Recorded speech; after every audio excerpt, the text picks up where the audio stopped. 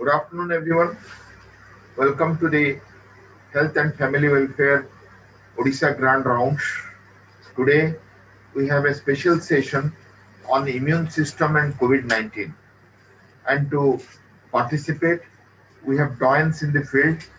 We have Professor Ramnath Mishra, ex-SGPGI at present, who is at Odisha, will be in the panel along with Professor M.R. Patnaik, Professor Nivedita Pani, and Professor Vidyut Das, who is in charge of hematology at SCB Medical College, Professor of Medicine and Rheumatology.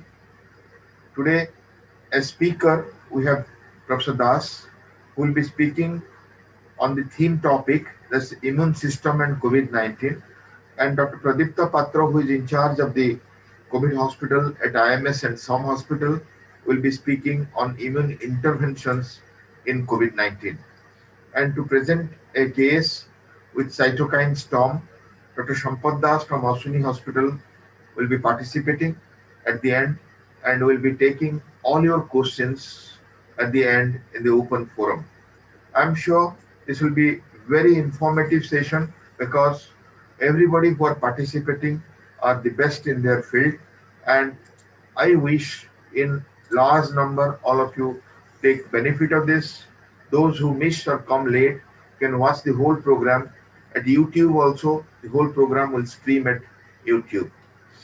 I thank Professor Mishra, Professor Das, Dr. Patra and Dr. Sampath for agreeing for this session.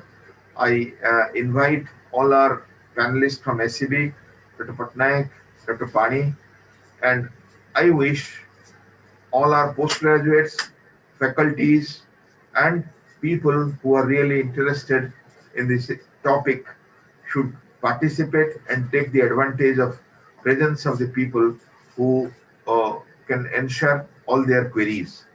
Please type your questions in the chat box, and as soon as we finish the presentations, we will take up the discussions. To start the session, I invite Professor Brajakishore Das, who is our additional DMET, to give a introduction and start the session. We invite Professor B.K. Das. Good afternoon, everyone. Thank you, Professor Jan Panda, for giving me this opportunity to be among the best in the field. The names that are there in the panel needs no introduction. All of them are legends in their own in this field and well-known figures throughout the globe. Professor Ramnath Mishra, we have all heard his name, and Professor Vidyut Das, sir, is my direct teacher. We are fortunate to be taught by people like him, and actually many times it has come in the newspaper that after some time it will be difficult to believe that these type of people are existing, totally dedicated to the profession, to the sharing of knowledge, and it will be all of those who are participating today. They are fortunate to be listening to what is to a most by the most appropriate person to say about the immune system in this field. And along with Professor Vidyut Das and Ramnath Mishra, we have got Sampath, who is though he is a junior person, but he is doing seeing a lot of cases today, and probably the Ashwin Covid Hospital is seeing the maximum number of VIP cases nowadays. And Pradipta Patra, though he is a student of mine, but today he is the most sought after celebrity doctor. All the top shots in the Odisha, they want to be treated by him, and probably the youngest in this panel. So, with this persuasive skill of Professor Jayant Panda, where he is able to bring all the people in one platform, starting from Professor Ramnath Mishra to Pradip Patra. So, is a very wide range of experience here. And it is because of Joint Bhai's persuasive skill, he is able to get people regularly on a weekly basis, so that knowledge about this upcoming, this new disease can be shared among all. So now I, once again, on behalf of Department of Health and Family Welfare, I extend a warm welcome to all. Let this session be of immense help to all of us. Thank you. Thank you, sir, for your kind introduction. And I'm sure today it will be a mind-boggling session with these faculties. To start with, we'll listen Professor Bidyut Das, who needs no introduction. He's a professor of medicine at SCB Medical College, now heading the Department of Rheumatology. And he has worked in the field of rheumatology for more than 2 decades, and he is a known figure not only in the country but in the world in this specialty, and he has contributed many publications and inspired generations in this specialty. And as all of you know, the pandemic has posed a challenge before all of us, and the whole globe is fighting against it. The case number has crossed 4 crores in the globe, and the death has crossed almost 11 lakhs, 1 million and 1 lakh in the globe. And with this situation, we need to understand the disease as well as the more and more. This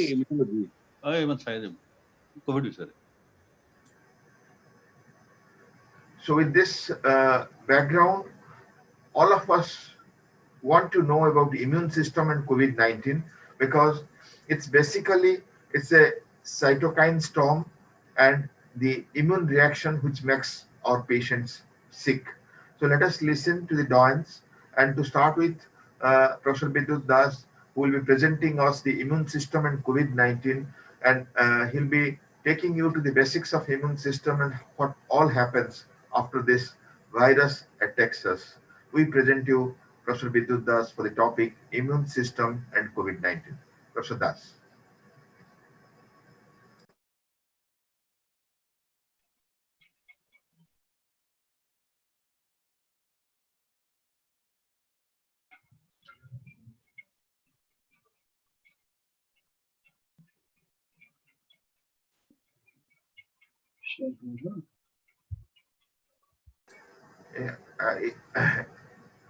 You can share your slides, sir. Yeah, I'm just trying to.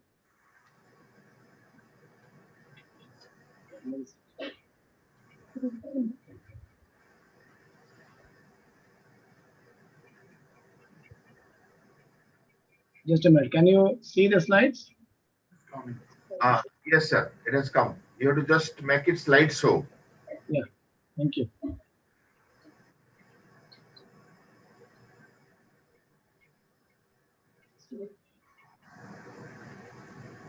Right. It has come, sir. Thank you very much.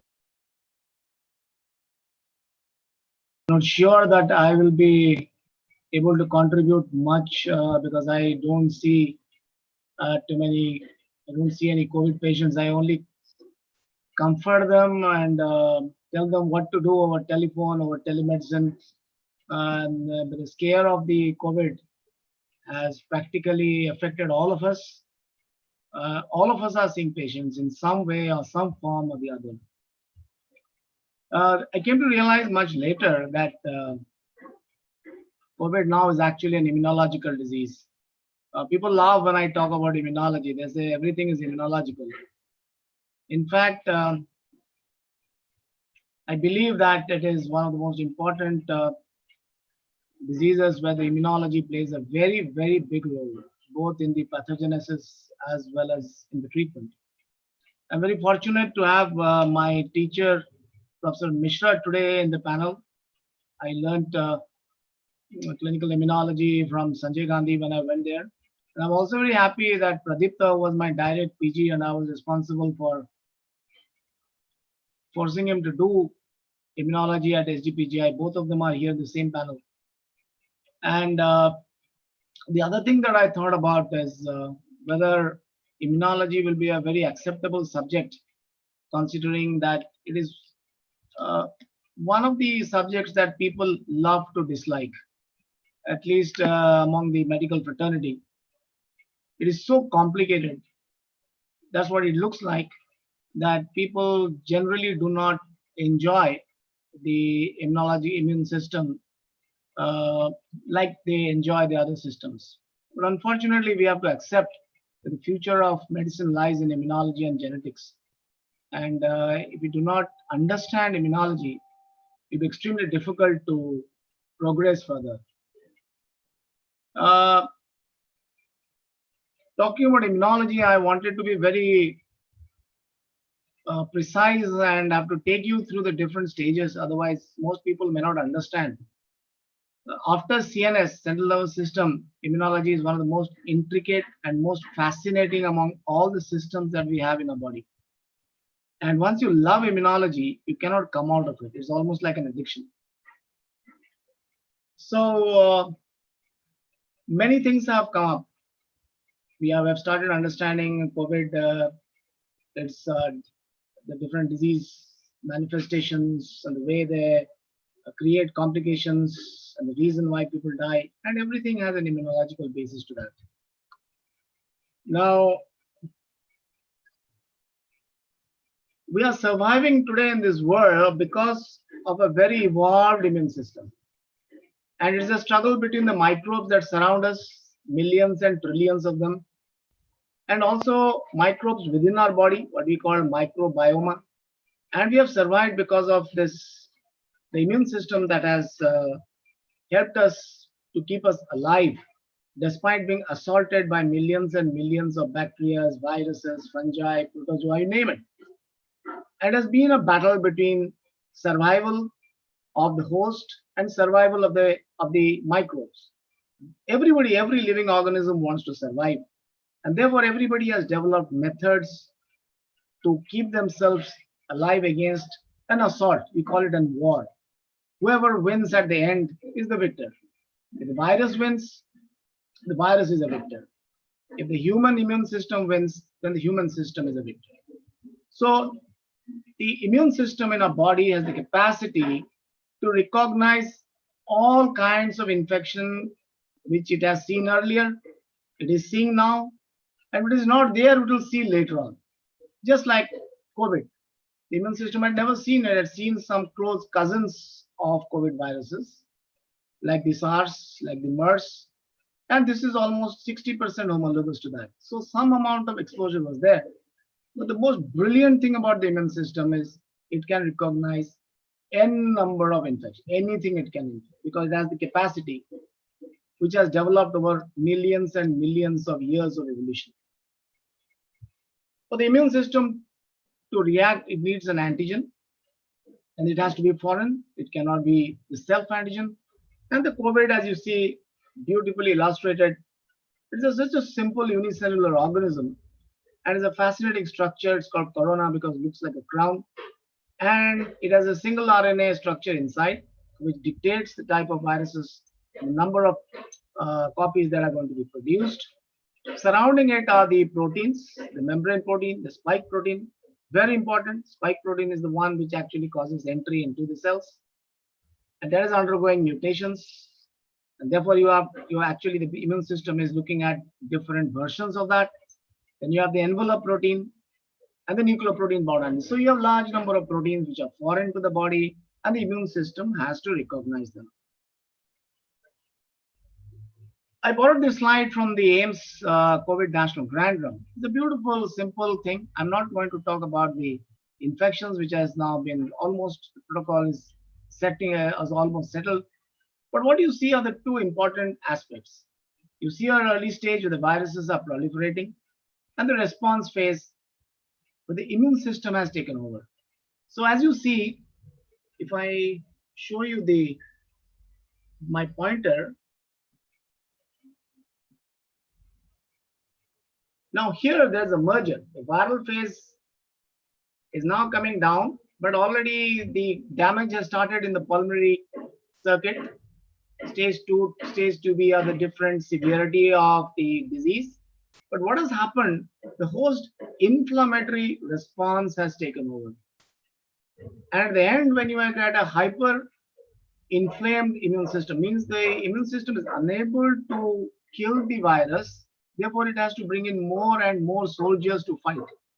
And in the process, by trying to kill the virus, it kills itself.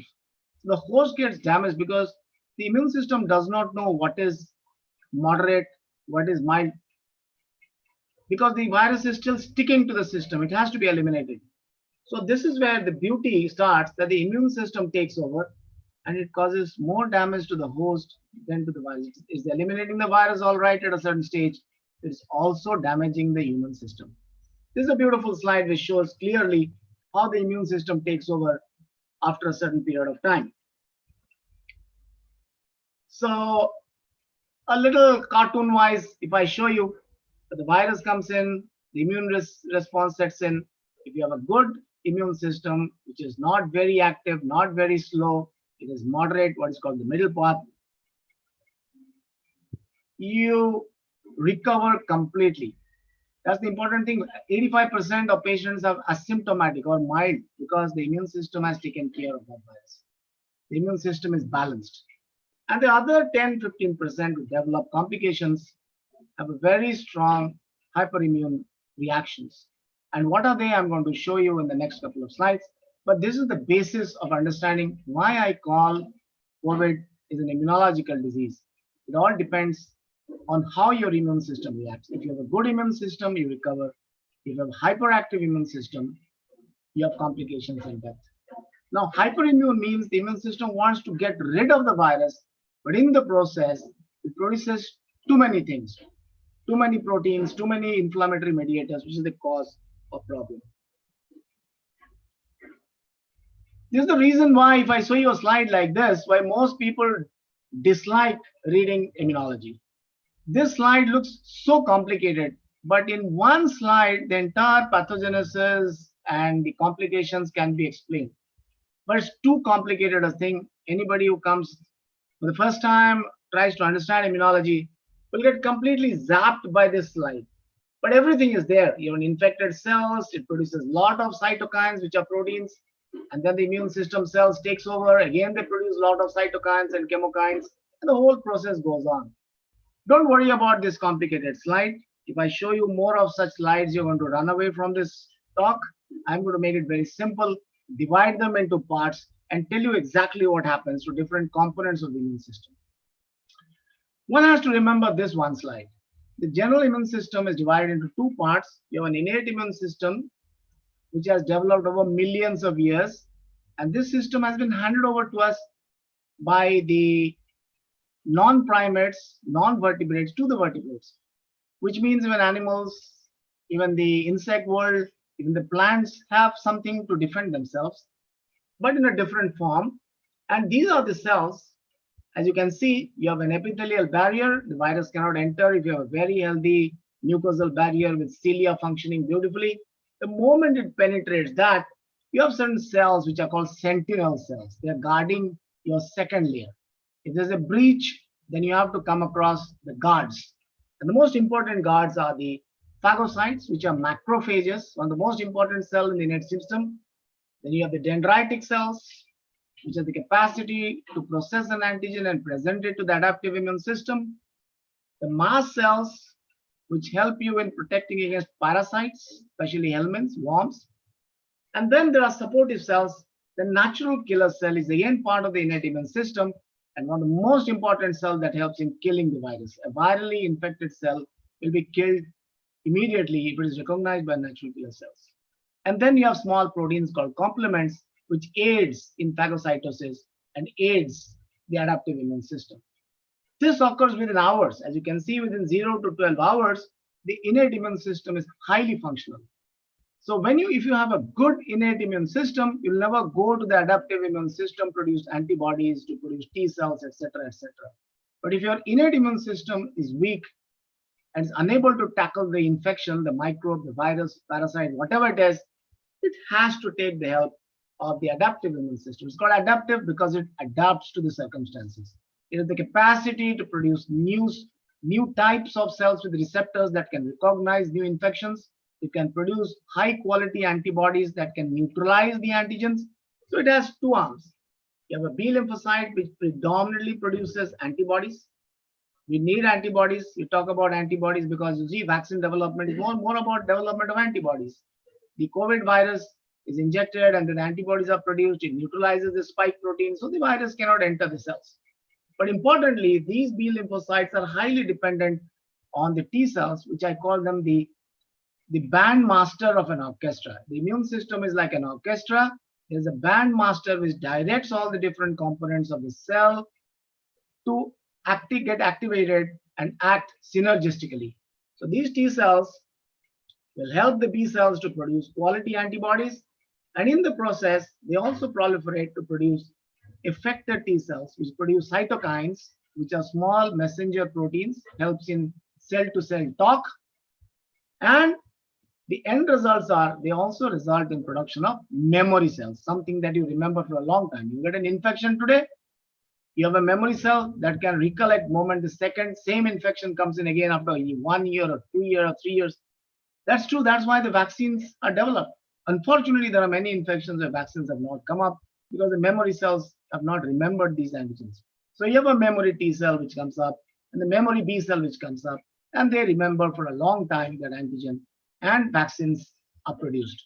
This takes place around 3 days and they can continue for a long time. So you have an innate immune system which acts immediately, and when it fails, the adaptive immune system comes in, which has two arms, the T cells and the B cells. One produces antibodies and the other one produces cytokines. So what we understand now, the mucosal immunity, which is the nasal layer, the mucosal layer in the respiratory system, the GI system, is all regulated by the myeloid series of cells. What are they? The macrophages, the dendritic cells, and the monocytes. These are the cells which are very, very important. That's the innate immune system. They are the first line. And these cells increase in number. The monocytes, neutrophils, macrophages, dendritic cells, they have to be in top class. And when they get dysregulated, means they are unable to tackle them. It drives COVID-related syndromes, which are called ARDS, cytokine storm, and multi-organ dysfunction. These are three very bad complications, and this results because of dysregulated innate immune system. I'll go through simple cells. If you recognize them, you can remember it for the rest of your life. A macrophage is the pivotal cell of the innate immune system, and what you find a large number of receptors because it has to recognize and phagocytose large number of infections. The most important receptor that we talk about today is the toll-like receptors, which are present. 10 have been identified. Some of them are on the surface, some of them are within the cells. And as you can see, they have recognized certain important motifs present in the microbes. The gram-negative infection is recognized by TLR4 cells. The gram-positive cells are recognized by TLR1. Similarly, viruses which are intracellular are recognized by TLR7, 8, and TLR3. The viruses they are recognized by these TLRs, and there is a downward cascade that goes on, which stimulates different transcription factors that results in different production of cytokines, which are inflammatory components. So the TLRs are very, very important.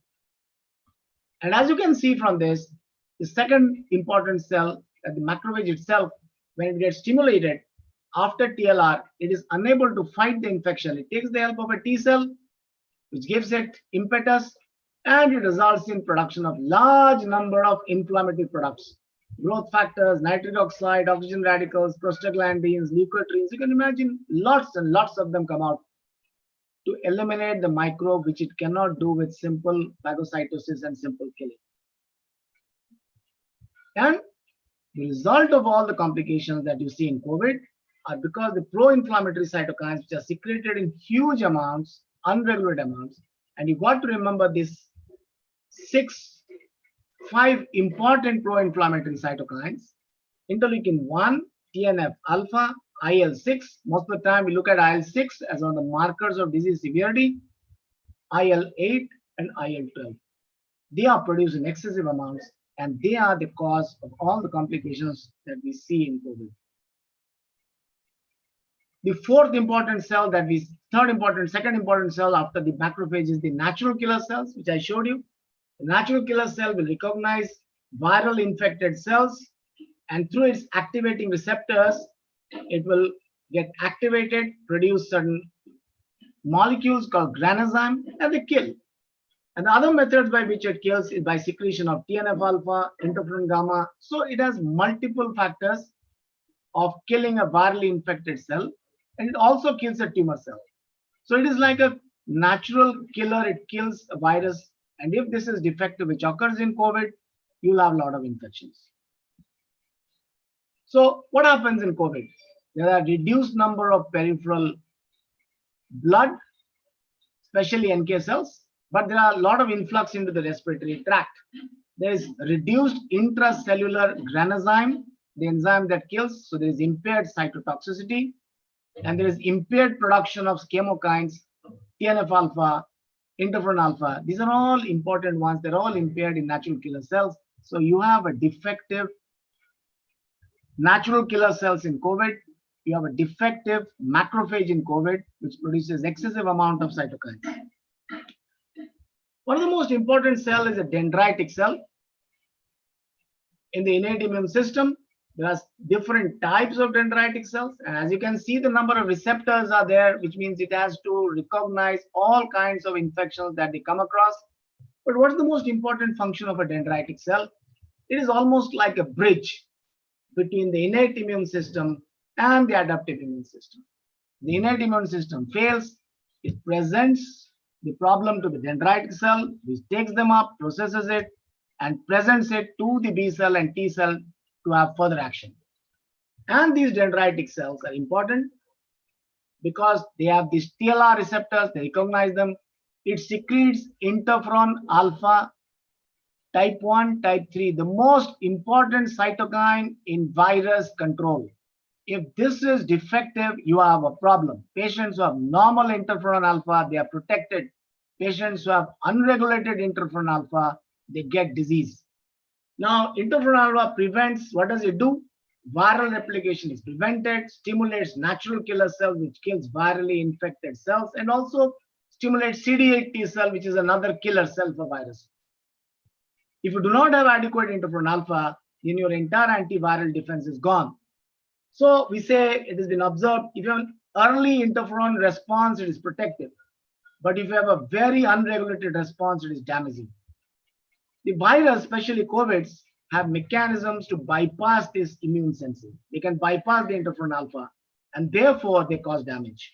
And there are several mechanisms by which it does. Don't worry about the entire complicated slide. What you see is this gets into the cell through the ACE2 receptors. It stimulates the TLR receptors, stimulates interferon regulatory factors. Then the interferon 1 and 3 are secreted. They produce several genes, which produces proteins, which neutralizes the COVIDs. As you can see, a series of mechanisms by which COVID-related viruses neutralize the interferon alpha at several steps. That means they want to survive. They don't want interferon to kill them. Therefore, it has been trying to neutralize the interferon at several steps. And so the body has to overcome them and produce proteins that can neutralize. So interferon alpha dendritic cells are very, very important in COVID. This was a study done in Stanford recently, a group of patients, and they did a concentration of interferon, and they divided them into different groups. As you can see, in healthy patients, it's very low. If you have moderate amount, it can protect you. But as it becomes severe, moderate, severe, ICU, they're all high. That means it's causing more damage. It is causing more damage to the tissue rather than just killing. It kills the virus, it also damages the tissue. As it comes down in 40th, 20th day downwards, it comes down. And in convalescent syrup, it goes up. So interferon is a very important mode of antiviral response. And now people are looking at interferon as a mechanism of treatment, either by inhalation or by injection, as it occurs in hepatitis C and B. So if you look at this, the mild versus severe COVID, if you have a low inflammation in the lungs, you have low interferon alpha. If you have excessive inflammation, you can see the interferon alpha level has gone up. Lot of innate cytokines, that is TNF alpha, IL-6, IL-8 have gone up. The suppressor cells have gone down, which has resulted in massive damage to the lungs. The innate immunity has failed to eliminate, so that takes the help of the adaptive immune system, and the T cells are the most important cells in the adaptive immune system. It is divided broadly into two broad groups, the CD4 and CD8. The CD4 is called a helper cell. The CD8 is called a cytotoxic cell, and this is very important for viral cytotoxicity. But the CD4 cell is again divided into several subgroups, Th1, Th2. Don't worry about it. Every cell has an importance in protection. A Th1 cell helps in intracellular pathogen killing. Th2 cell helps in helminthic killing. Th17 antifungus and bacterial killing. Treg cell helps in managing all these cells so that they do not go astray. And in COVID, every cylinder is firing. The concomitant release of type 1, type 2, type 3 cytokines occur. It is unregulated. Therefore, it is killing because it is producing massive amount of cytokines. So what is the fact? CD8 T cells, as you can see, it has a single purpose. If you have good amount of CD8 T cells, it recognizes them in the infected cells and passes certain enzymes called granozymes or perforin, and it kills the viral infected cell. That's the end of it. So what happens to the T cell response in COVID? There is lymphopenia, bad. If you have lymphopenia, it's a bad sign. And out of that, the CD4, CD8, all are low. These are all peripheral blood. Significant lymphopenia of CD8 correlates with disease severity and mortality. As expected, CD8 T cell is so important. But cells from the bronchial lavage fluid shows increase in CD8 T cells. But it's very difficult to do those studies. And lymphopenia has been correlated with IL-6 and TNF alpha. These are two important cytokines, markers that tells you CRP, IL-6, ferritin, etc., etc. As you can see, the peripheral blood T cell count, as it goes down and down and down, the viral load increases, inflammation increases, disease severity increases. And they got, as you see, the numbers have come down.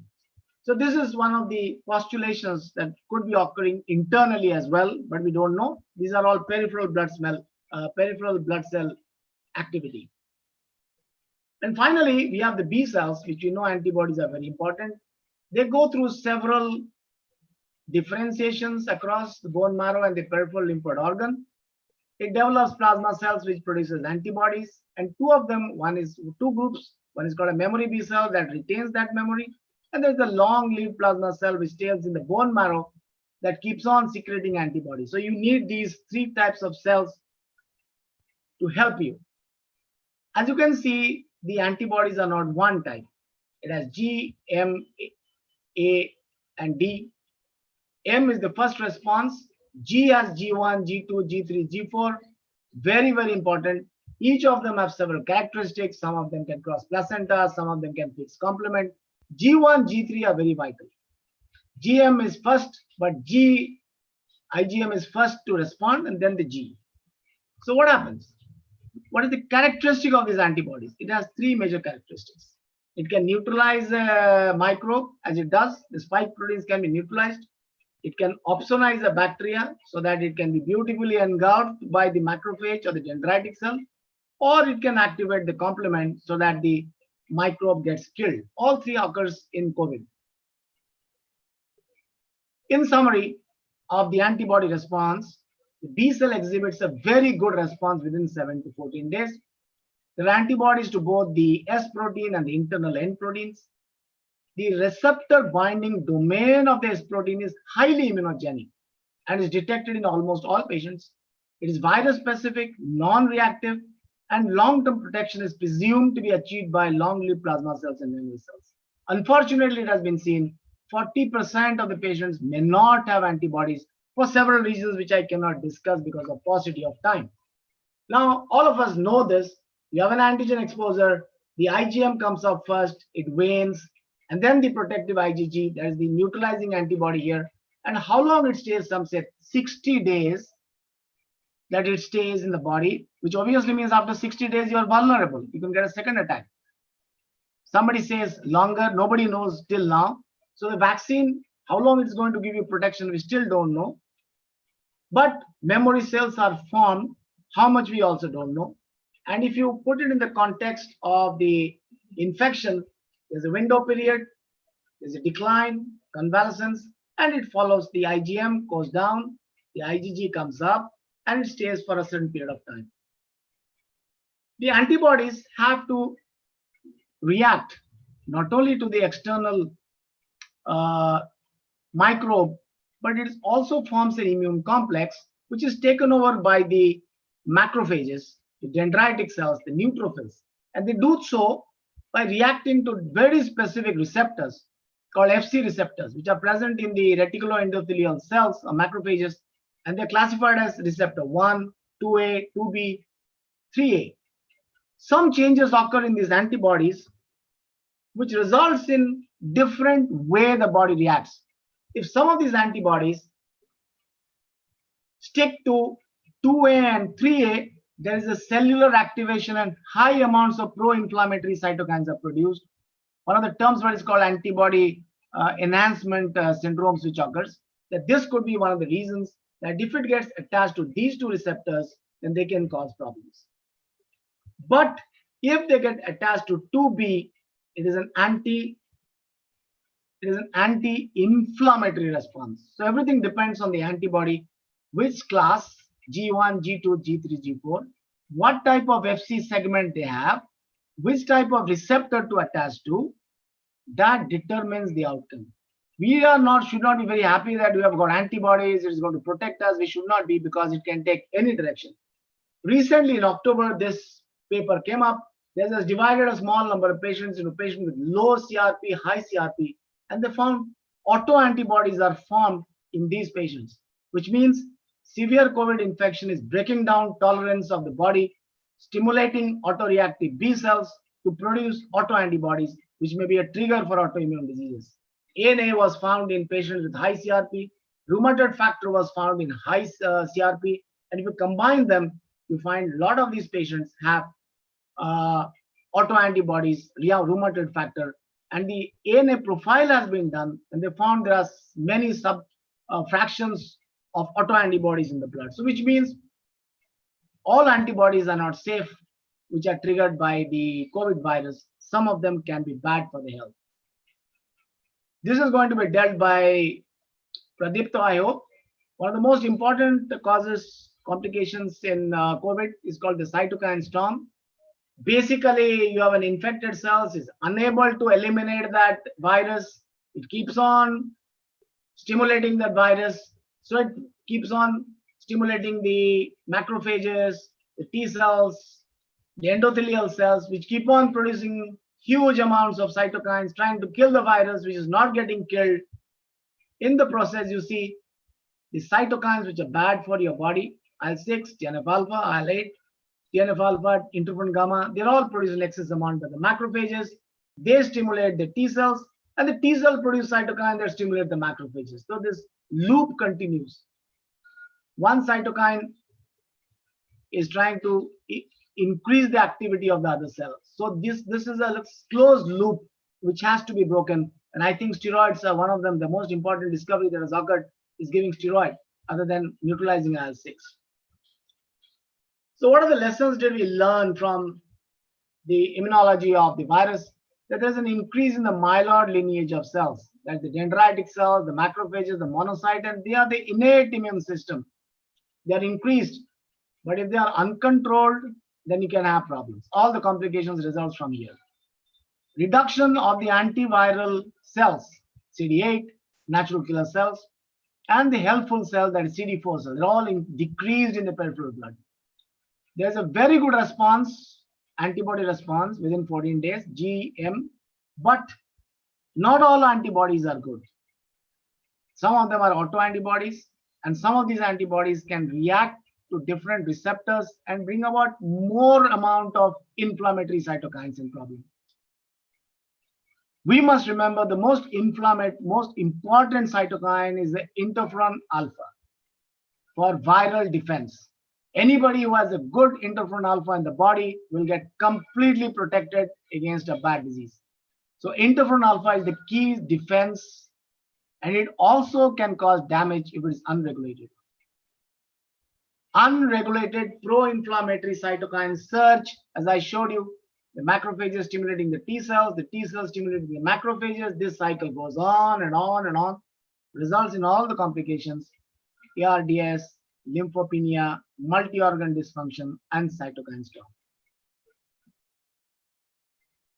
I'm very thankful to Dr. Tripathi for all the slides were prepared by hand, and I don't think any immunologist will be happy with the cut and paste job because the cells are not visible. Thank you very much for giving me this opportunity to help students learn or unlearn many of the things. Immunology, let me tell you, is truly fascinating. If you understand it, it's one of the most brilliant subjects that we have. Thank you very much. Thank you, sir, for that brilliant presentation. It was just wonderful. And as you have clearly mentioned, it was a passionate presentation telling about the basics of pathophysiology, which many of our doctors and the postgraduates have definitely enjoyed. And in YouTube, this will continue for others to explore in future. So, in a recent development, Sampath has fallen sick and he has requested to spare him from the case presentation. So we have a little free time with us. We can go with the discussions. With this, I invite Dr. Pradipta to share the slides, and after his presentation, we can go for discussion. Dr. Pradipta Patra. Sir.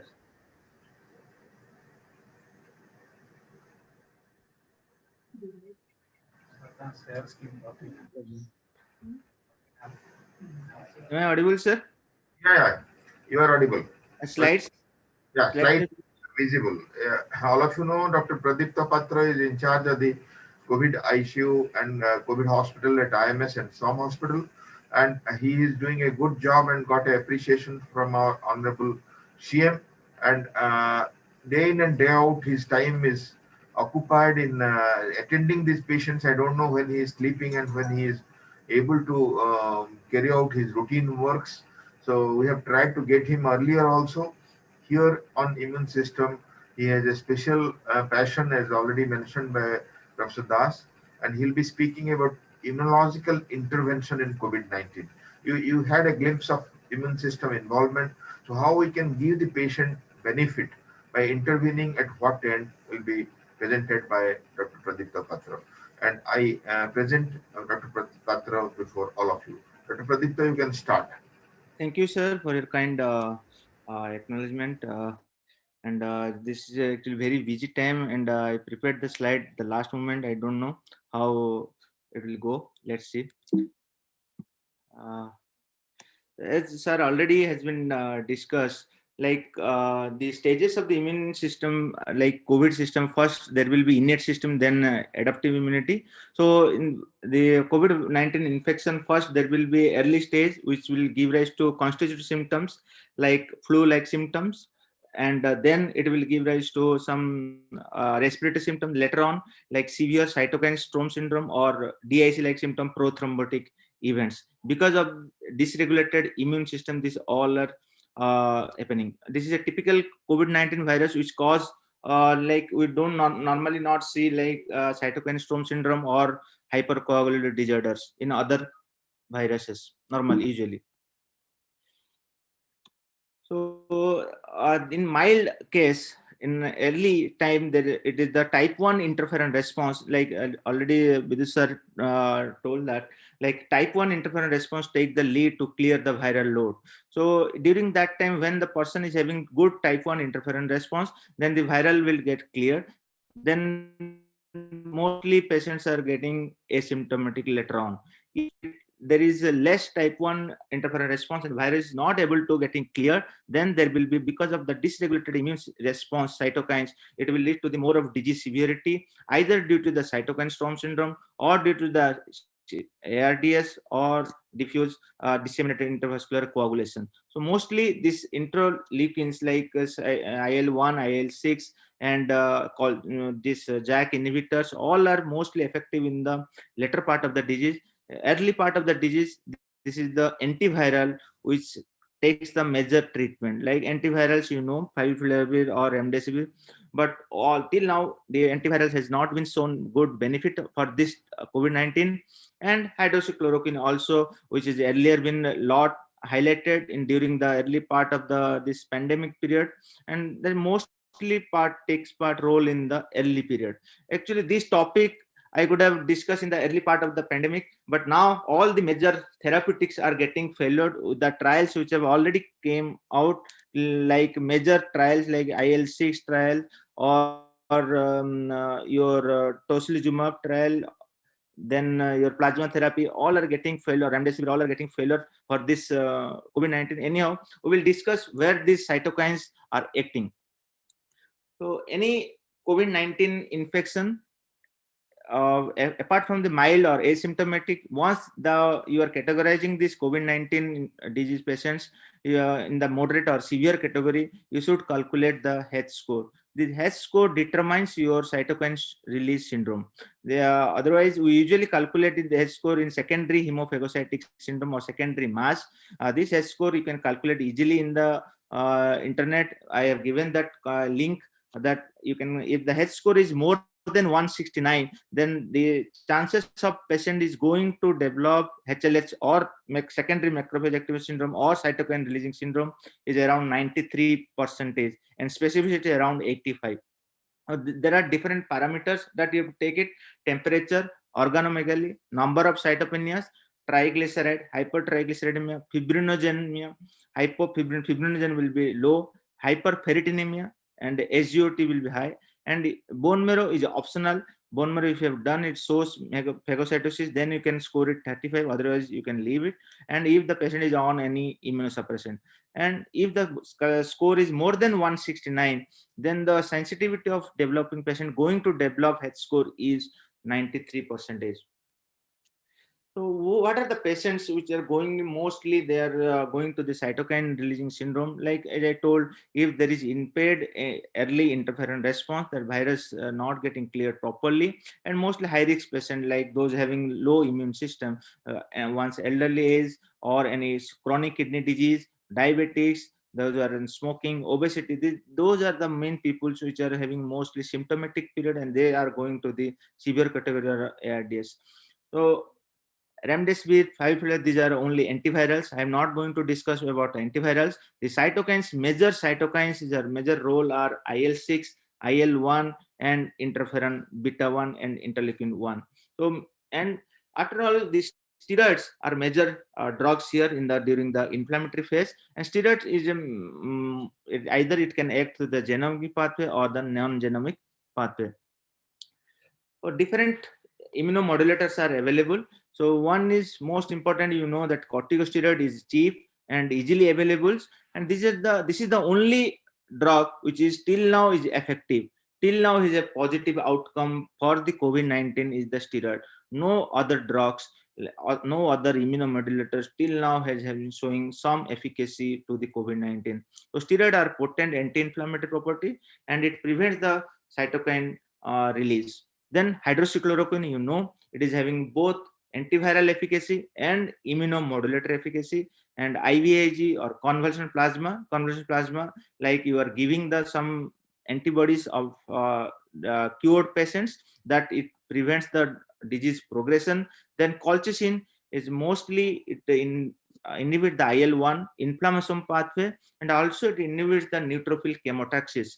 Then coming to the IL-6 inhibitors, like most lab or now the most fascinating investigation is IL-6. Even if the patient is now on day 1 of COVID-1 positive, now they are going for the IL-6 level. I don't know why the IL-6 is indicated in the day 1, even if mild symptoms or no symptomatic.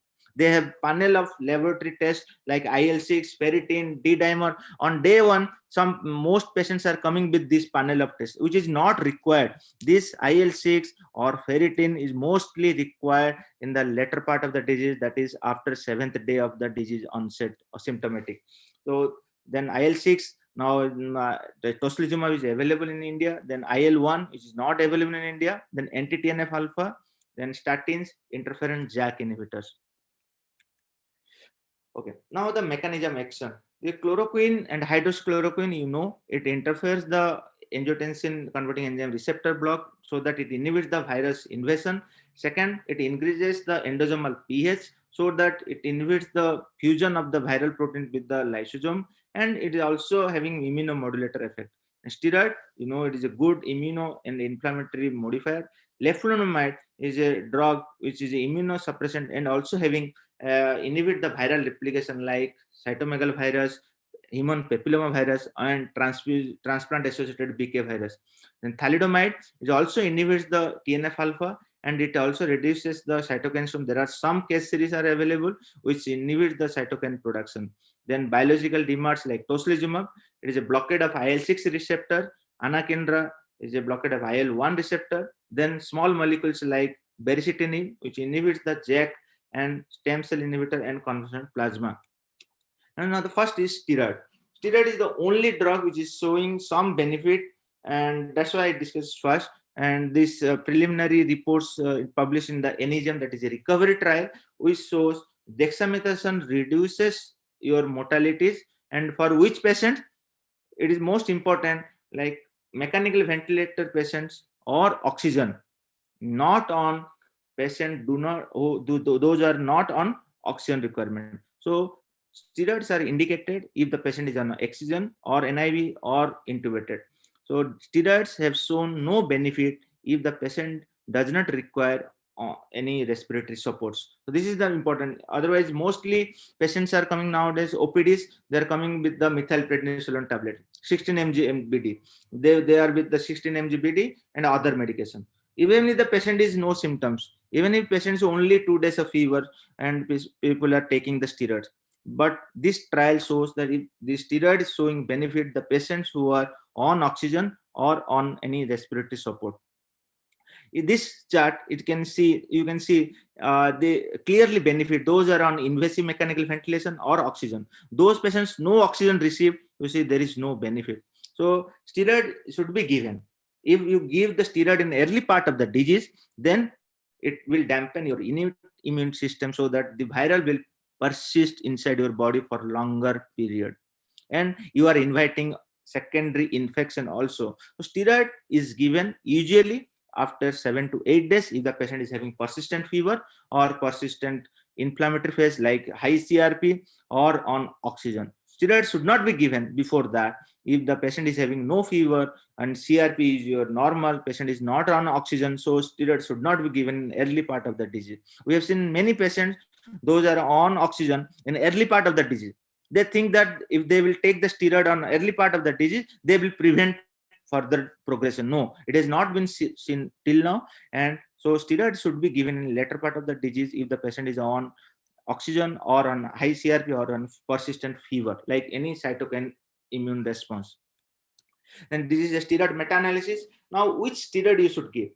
Mostly steroid till now, whatever the data is available, it is the mostly dexamethasone has been studied much more in comparison to the hydrocortisone or methylprednisolone. This study, you can see this study only three for the dexamethasone, 3 for the hydrocortisone, 1 for the methylprednisolone. So any steroid you can give, because dexamethasone is cheaper and dexamethasone has having longer immunosuppression in comparison to other steroid. That is why dexamethasone has been preferred. If the patient is on shock, low blood pressure, then you can prefer with the hydrocortisone or methylprednisolone, because dexamethasone does not have any mineral corticoid action. In that case, you can give hydrocortisone or methylprednisolone. And this is a steroid meta-analysis. All steroids are beneficiary. So mostly till now the data is supportive of dexamethasone because the number of trials undergone is with the dexamethasone. It is not that other steroids are not working, not like that, but because dexamethasone is a longer acting and cheaper one in comparison to the methylprednisolone, that is why they prefer dexamethasone. Now coming to the hydroxychloroquine. Hydroxychloroquine, when the pandemic started, it is everybody thought of that it is a one drug that it can prevent the further infection. So why they've thought that? Because it has been seen that in vitro it inhibits the replication of the COVID-19 virus, and it interferes the binding of the spike protein with the angiotensin converting enzyme receptors. And it also is seen that mild immunomodulator, like it suppresses the interferon alpha activation, and because of some immunomodulation, it also prevents some, like sometimes it can prevent the further cytokine releasing syndrome. But translation wise, it is not shown that this study, like they've shown that it did not prevent illness. There is no role of post exposure prophylaxis for the hydroxychloroquine. Then after that, this NIH halted the clinical trial of hydroxychloroquine, and they have seen that it does not cause any harm or provides any benefit.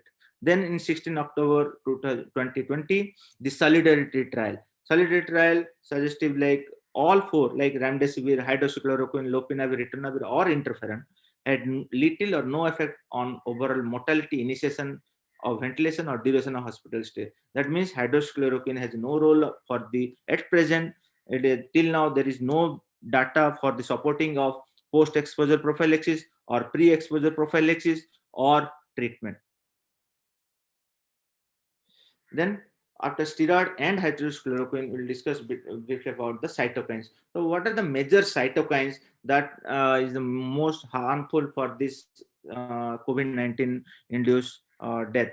So major cytokines that are responsible are interleukin 6, interleukin 1, and interferon. These are the major cytokines. If there is suppression of the Th1 differentiation or proliferation, then you can lead that there is less of interferon gamma. That is why there is more of anti-inflammatory pathways. If there is more of Th17 response, Th17 will lead to the IL-17, then this IL-17-21 will lead to again this IL-6, and it will lead to the vascular permeability leakage and leads to the ARDS. What happens in COVID-19 virus? This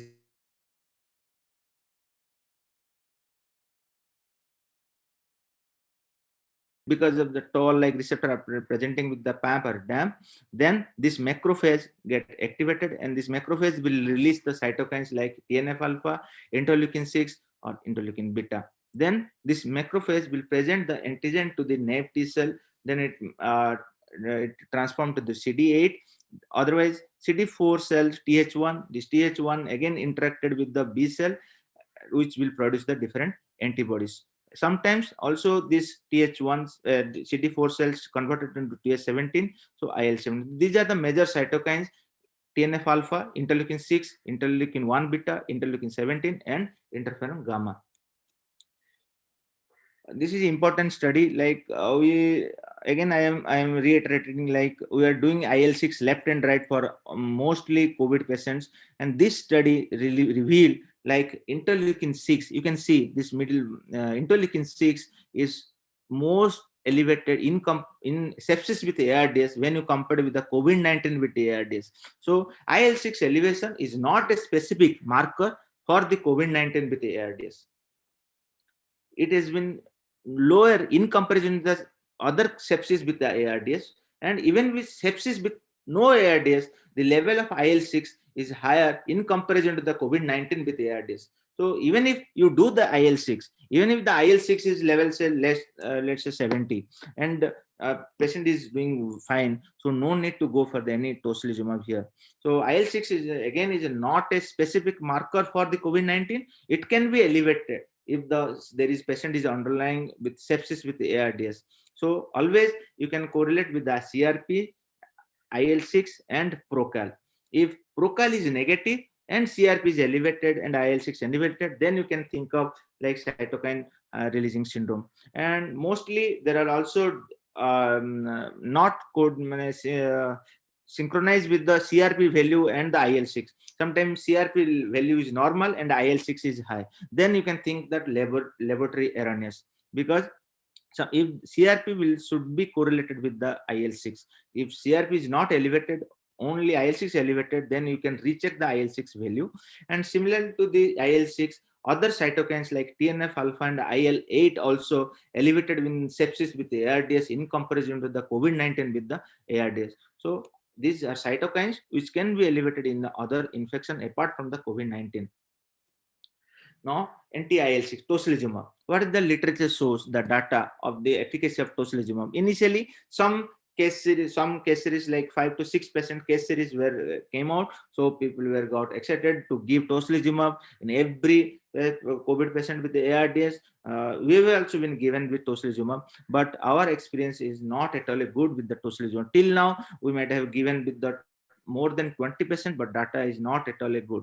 So later on, when the NEGM study also came, like efficacy of tocilizumab in patient with the COVID-19, it also not effective for preventing intubation or death. Means even if they have given in the early part of the disease, it will not preventing the intubation or the death in moderately ill hospitalized patient with COVID-19. So when they compared with the tocilizumab and placebo, clinical worsening and mechanical ventilation, there was no difference at all. So tocilizumab, further it has been seen that those patients has been received tocilizumab, there is a high chance of like occurring of secondary bacterial infection, and mostly patients are having sepsis, bacterial sepsis later on. Then even Ross, the company which produces the tocilizumab, and they have also updated like phase 3 Covacta trial in hospital with severe. That's NEGM study revealed about the moderate patient which did not prevent for the intubation. And here this they have given in the severe patients, which also revealed that it did not met its primary endpoint of improved clinical status in patient with the associated pneumonia or secondary endpoint. So tocilizumab has not a wonder drug for this COVID-19 infection, even if you give early part or in the later part. Then coming to the IL-1, anakinra, this is not available in India, but why it is now studied, because this anakinra we normally give in other like in systemic cancer JIA or in treating of mass, and till now there are no currently published controlled clinical trials supporting the efficacy or safety of the anakinra in treating COVID-19, but there are some small case series treating like 9 to 10% with moderate to severe COVID-19. The use of anakinra was well tolerated and effective in improving the clinical and biological, but till now the placebo controlled trial is yet to come. Then small molecule, it is available in India, JAK inhibitor, which is now focus for this COVID-19 is baricitinib. What this JAK inhibitor? This JAK is like secondary molecules which carry out this cytokine response signaling. Without the JAK, these cytokines will not work. So this JAK inhibitors is baricitinib is inhibitor of JAK1 and JAK2. These cytokines, whatever the cytokines, interleukin 1, interleukin 2, interferon, TNF alpha, all cytokines will work through the JAK receptor, then start pathway, then it produces the pro-inflammatory cytokines. So it is a major hyper-inflammatory cytokines. Along with that, this baricitinib, it inhibits the ACK1 or JAK molecule, which prevents the viral replication inside the cell. So this JAK inhibitors has two mechanism action for this COVID-19. One is antiviral through the ACK1 and JAK, and anti-cytokine, which is a conventional pathway. But major concern this interferon alpha. If it inhibits the interferon alpha, because the interferon alpha is a major cytokine which helps in the clearing of the virus. So how much it will affect, how much it cause harm, that needs to be evaluated. So baricitinib, as I already mentioned, it proven that JAK startway inhibition, so it is anti-cytokine effect across many cells, and because of the anti-ACK and JAK, so it inhibits the block cells from the making more virus, it inhibits the replication. So it is preferred over other JAK stat like ruloxutinib. I will come to that. Ruloxutinib, because it is a single oral once daily dosing and it is a acceptable adverse profile. Then number of trials are going on, and notably baricitinib is included in the ARM study like NIH, National Institute of Allergy and Infectious Disease phase 3.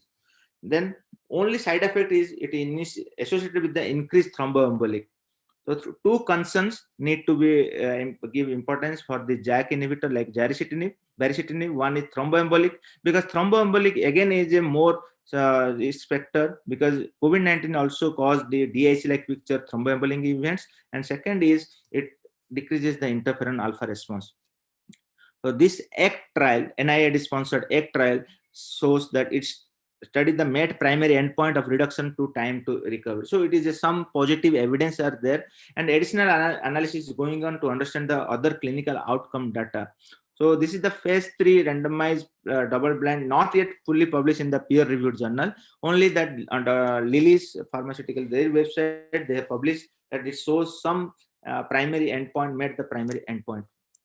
Then reluxitininib again a oral JAK inhibitor. It is used. It is an old drug, like it is used in the polycythemia vera or GVHD or myelofibrosis, but there is no published clinical trial to support the use of reluxitininib. As I already mentioned, like it block the use of block the action of the interferon alpha, which you do not need for this COVID-19. Then colchicine. Again, colchicine is a cheap drug that we normally give in gout patients.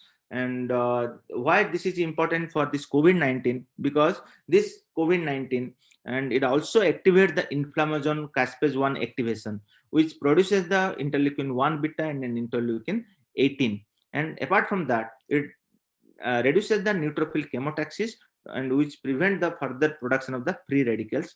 And because of this inflammation activation, SARS COVID-19, this colchicine is now undergoing study, and it is cheap drug. So interleukin 1, why it is important in interleukin 1? This single stranded RNA virus, they by the reverse transcription they convert to the DNA, and this DNA activates the STING pathway, and after that also it activates the NLRP3 inflammasome, which produces the interleukin 1 beta. That is why anakinra has shown win some efficacy for this COVID-19, and because colchicine inhibits this inflammatory pathway, so it can be tried. This is the protocol of one study, like Greco 19 study. They have given loading dose of 1.5 milligram, followed by after 1 hour 0.5 milligram, then 0.5 milligram BD. So it inhibits the basically neutrophil chemotaxis and further free radical production. Then leflunomide. Already I mentioned leflunomide is again a disease modifying rheumatic drugs we give normally in rheumatoid arthritis, and they also been seen like it inhibits the cytomegalovirus and human papillomavirus and transplant associated BK virus. So they've seen that they tried to study about the leflunomide in the COVID-19 virus too. So my take-home message will be like, while the virus induces both impairment and hyperactivation immune system, these are all sequential. So first there will be viral phase, then hyperactivation.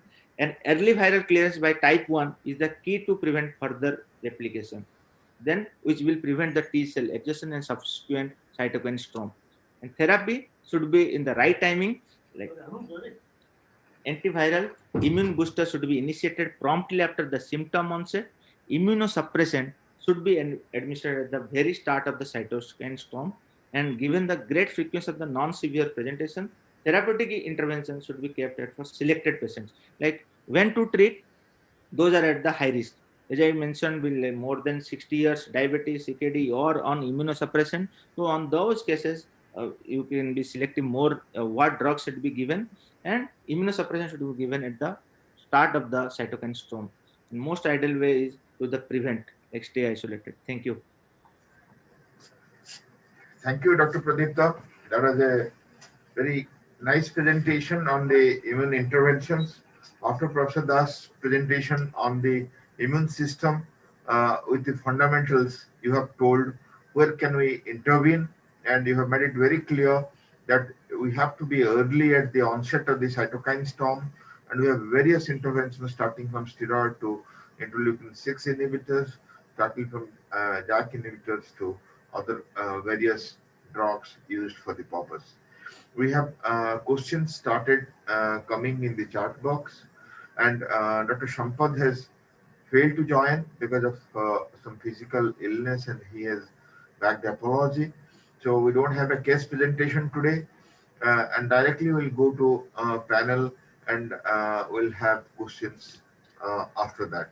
We have Professor Ramnath Mishra, our mentor in rheumatology, who has contributed immensely in the country and the world to the science. And regarding both the presentations and regarding the theme of immune system and COVID-19, we would like to listen from him. Before going to Professor Patnaik, Professor M.R. Patnaik is here, head of our pulmonology and the nodal officer who has been working since beginning in the pandemic. Will take his views also, and then we'll go to questions. To start with, Professor Ramnath Mishra sir. Thank you, Jayant. It was good of you to ask me to uh, help you in this session. And I listened to both the talks by Vidyut and Pradipta, which were elegant. And the basic fact, Jayant, is that we have little understanding of the host immune response to the virus. Clearly, as Vidyut pointed out, that the virus has intricate mechanisms to inhibit the JAK start pathway initially, so that type 1, there is a delay in response by the host, and this allows uh, the virus to gain entry, replicate, and subsequently, after maybe the 7th or 10th day, uh, virus is no longer there. It's the host immune response that that cause damage in at least the serious cases. So one has to understand that there is a dichotomy. There is less of type 1 interferon at the beginning, and concurrently, the IL-1, IL-18, IL-1 pathway is activated to a disastrous consequence.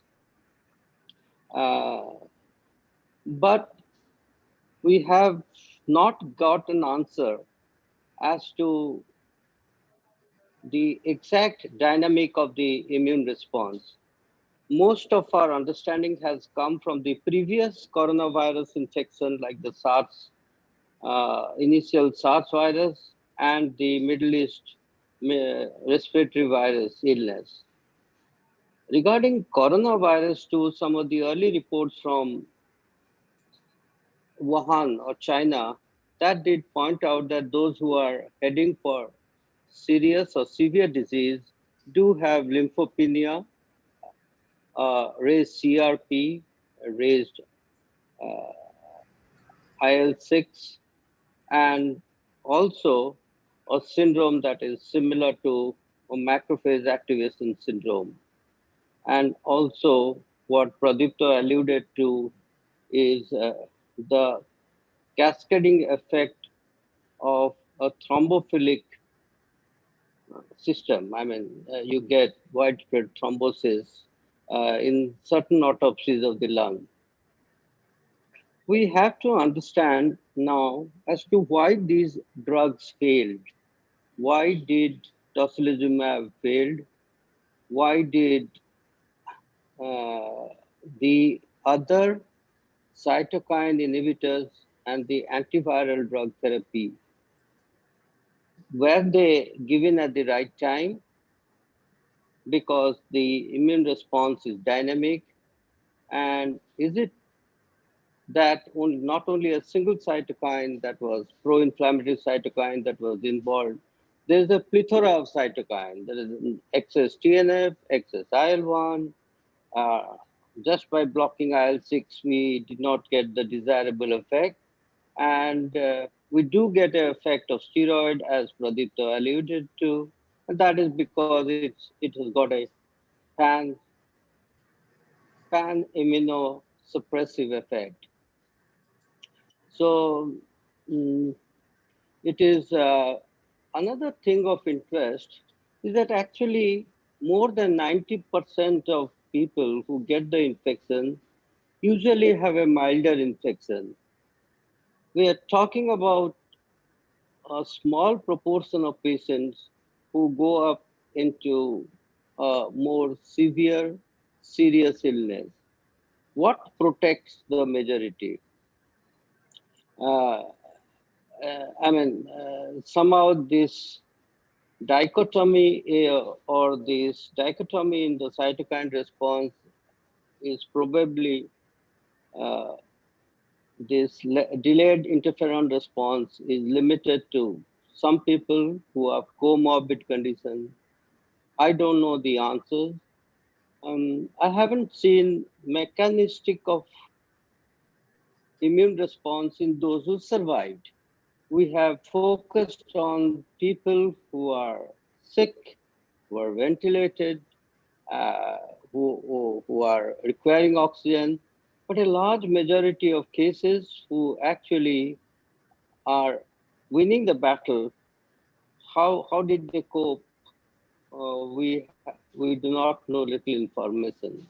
We have very little information. And regarding the adaptive immune response, as Bidut said, the B cell response or the antibody response to the virus is probably a self-limited phenomena. So antibody is not going to be protective for a long time. We need the T cells, uh, which will last long enough if the vaccine were to be succeed.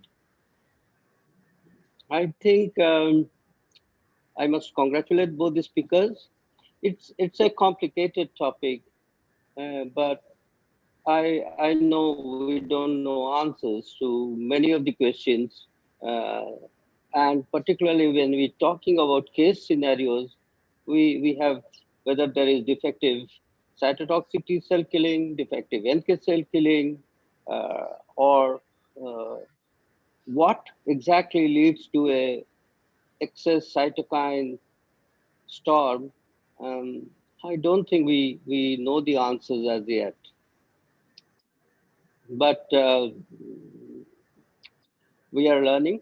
The virus is teaching us new lessons, and we're looking forward that if one of the vaccines succeeds, what is that would be the cause of success?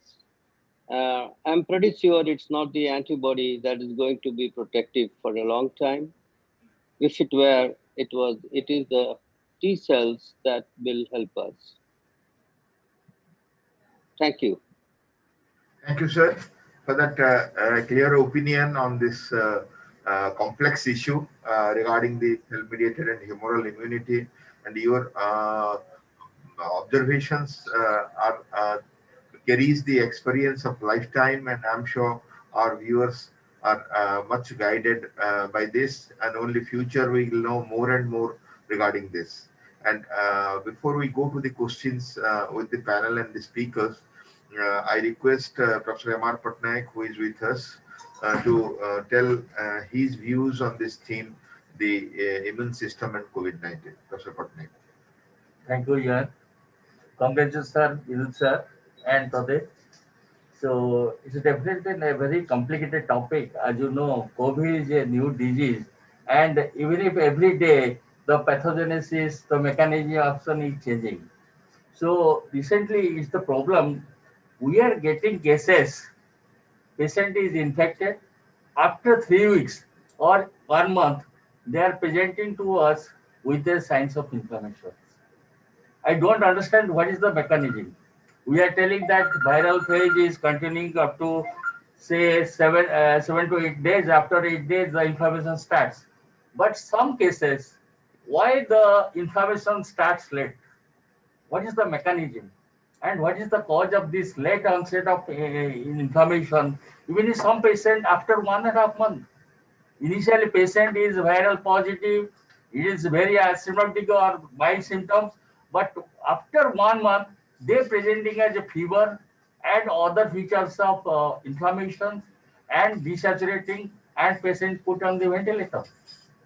Why after there is no secondary infection? Why this happens?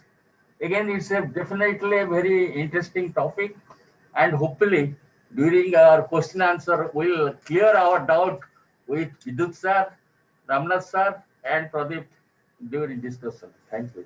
So, Professor Patnaik has raised a very important issue.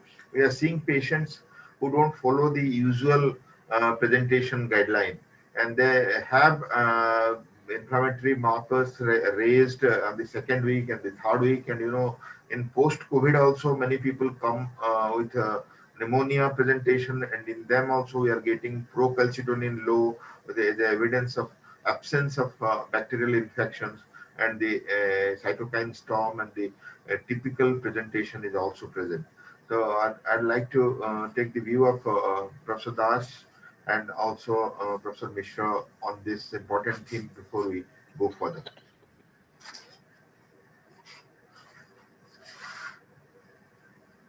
Ramnath sir.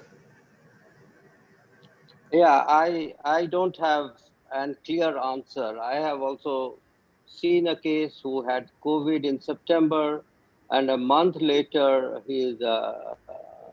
after 20 days, her liver enzymes got deranged with persistent CRP. Her procalcitonin was normal, and even his ferritin count increased, but he did not have much of organ damage.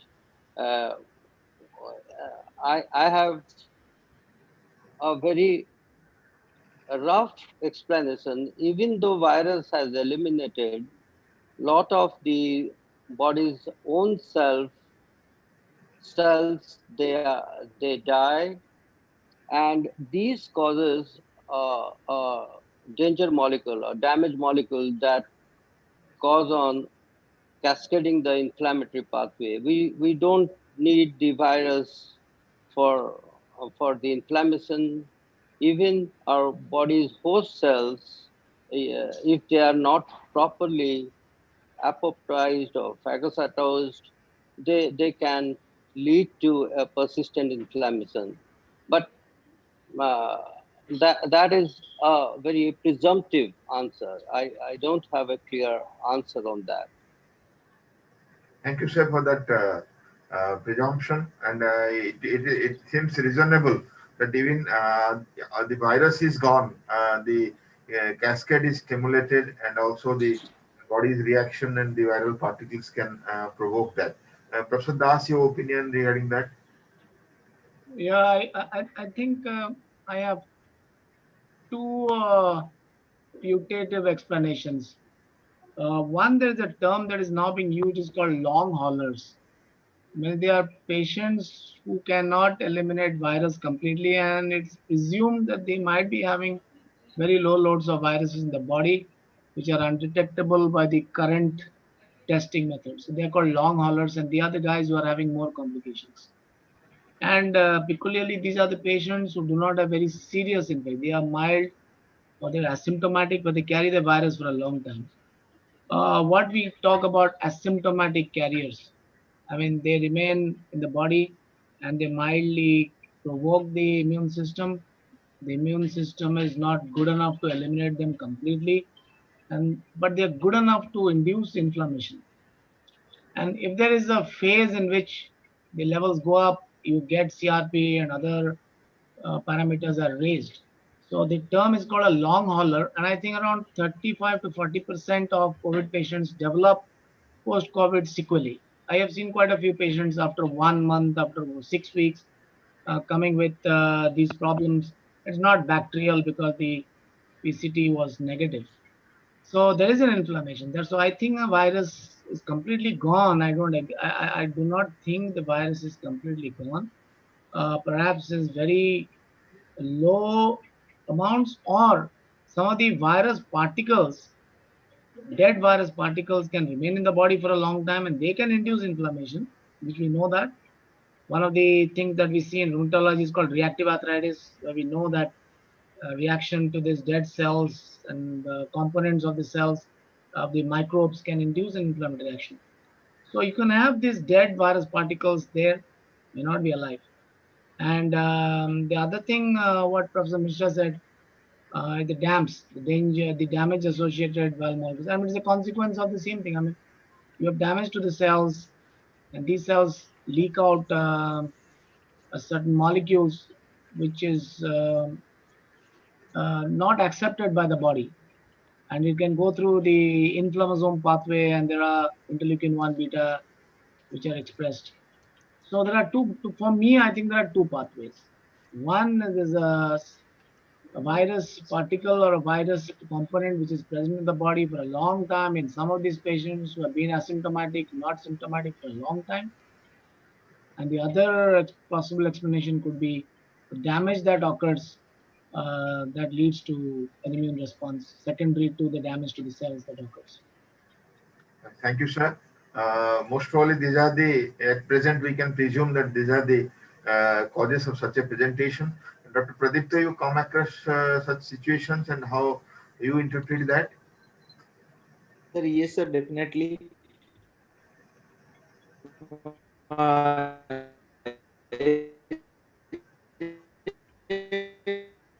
Your voice is a little distorted, so you can make video. Mentioned earlier, sir, we are now using You can make the video off. hello, sir. Hello. The audio is little distorted. Yeah, make video off so that audio will improve. You can go ahead now. Now audible, sir? Audible. Hello, sir, audible? Yes, sir. So sometimes, sir, if the patient is in immunosuppression, basic underlying immune disease, or on any chronic kidney disease, if the immune response is less, basic immune response is less, so viral can persist for more than 1 month even. Initially, we thought of like incubation period is 5 to 14 days. Now, even after 28 days also, virus RT-PCR is positive.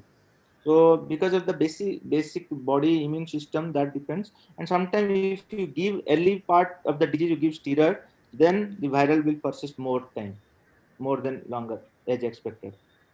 So, in as per the present guideline, we don't test at discharge, and maybe in sick patients, ICU patients who stay for 3 weeks, 4 weeks, Sure, then we test once at discharge. So, sure. in them, how many percentage of patients maybe staying in ICU or HDU for longer than a month at discharge? How many are you getting positive? What percentage of? So, ICU actually after normally most patients are staying in our ICU. Mostly patients are staying 12 to 15 days. Even that after that, around 30% will also comes as a positive. So we see whether it is a dead virus or what. That we, depending upon the saturation, we are on oxygen. We are discharging them. Yeah. We cannot keep them more than 20 days, 25 days. That is the main logistic issues are there. Yeah, yeah. So that was the issue raised by Professor Patnaik, and I think at present we can say that much. Let us go to the questions. We have series of questions with us, and the viewers are excited about the panels present, and we are having increasing questions gradually. The first one is in a diabetic patient is non-hypoxic. You start steroid and enoxaparin if fever persists for more than 5 days. So the first thing, patient is a diabetic and patient has a fever more than 5 days. But the patient is non-hypoxic, maintaining the saturation. But they have asked about starting the steroid and low molecular heparin. So, what I feel in a patient who is not going to moderate stage, it's not wise to start steroid. Regarding low molecular heparin, you can take a call. I'd like to know the view of Dr. Pradipta regarding this. Sir, I already answered that, sir. If the diabetes patient is having fever more than 5 days, and if the CRP procalcitonin is normal, then you can give round the clock paracetamol. It's because of the mostly viral phase, so you can give round the clock paracetamol. And if the patient is not in hypoxic and D dimer is normal, you can give prophylactic dose of low molecular heparin, or if there is any contraindication, you can hold. Fine. I think that's the rational approach. Any other view any other panelist wants to keep? We'll go further. At what interval should we repeat the D dimer and inflammatory markers? I think suppose we do a profile and get the high CRP, high LDH, and maybe a high D dimer, high ferritin at times. So for monitoring, what is the indications and how we should go about? That's the question. And I would like to know from Professor Ramnath sir.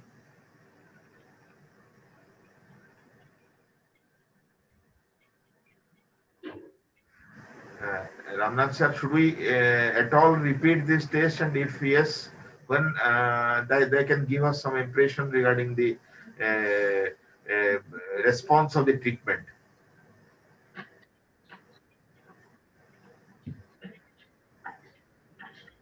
To repeat daily or every other day. There are guidelines and protocols who say that if these parameters are abnormal and the patient is severe or critically low, the clinician is bound to check the level as daily or every other day. I don't know whether by doing that we can make any treatment decision, but if anything is not given before, we try. And treatment decisions have actually been when we are pushed to corner to give anything that could help. If the patient is moderate, then of course we can repeat it every 4 to 5 days interval.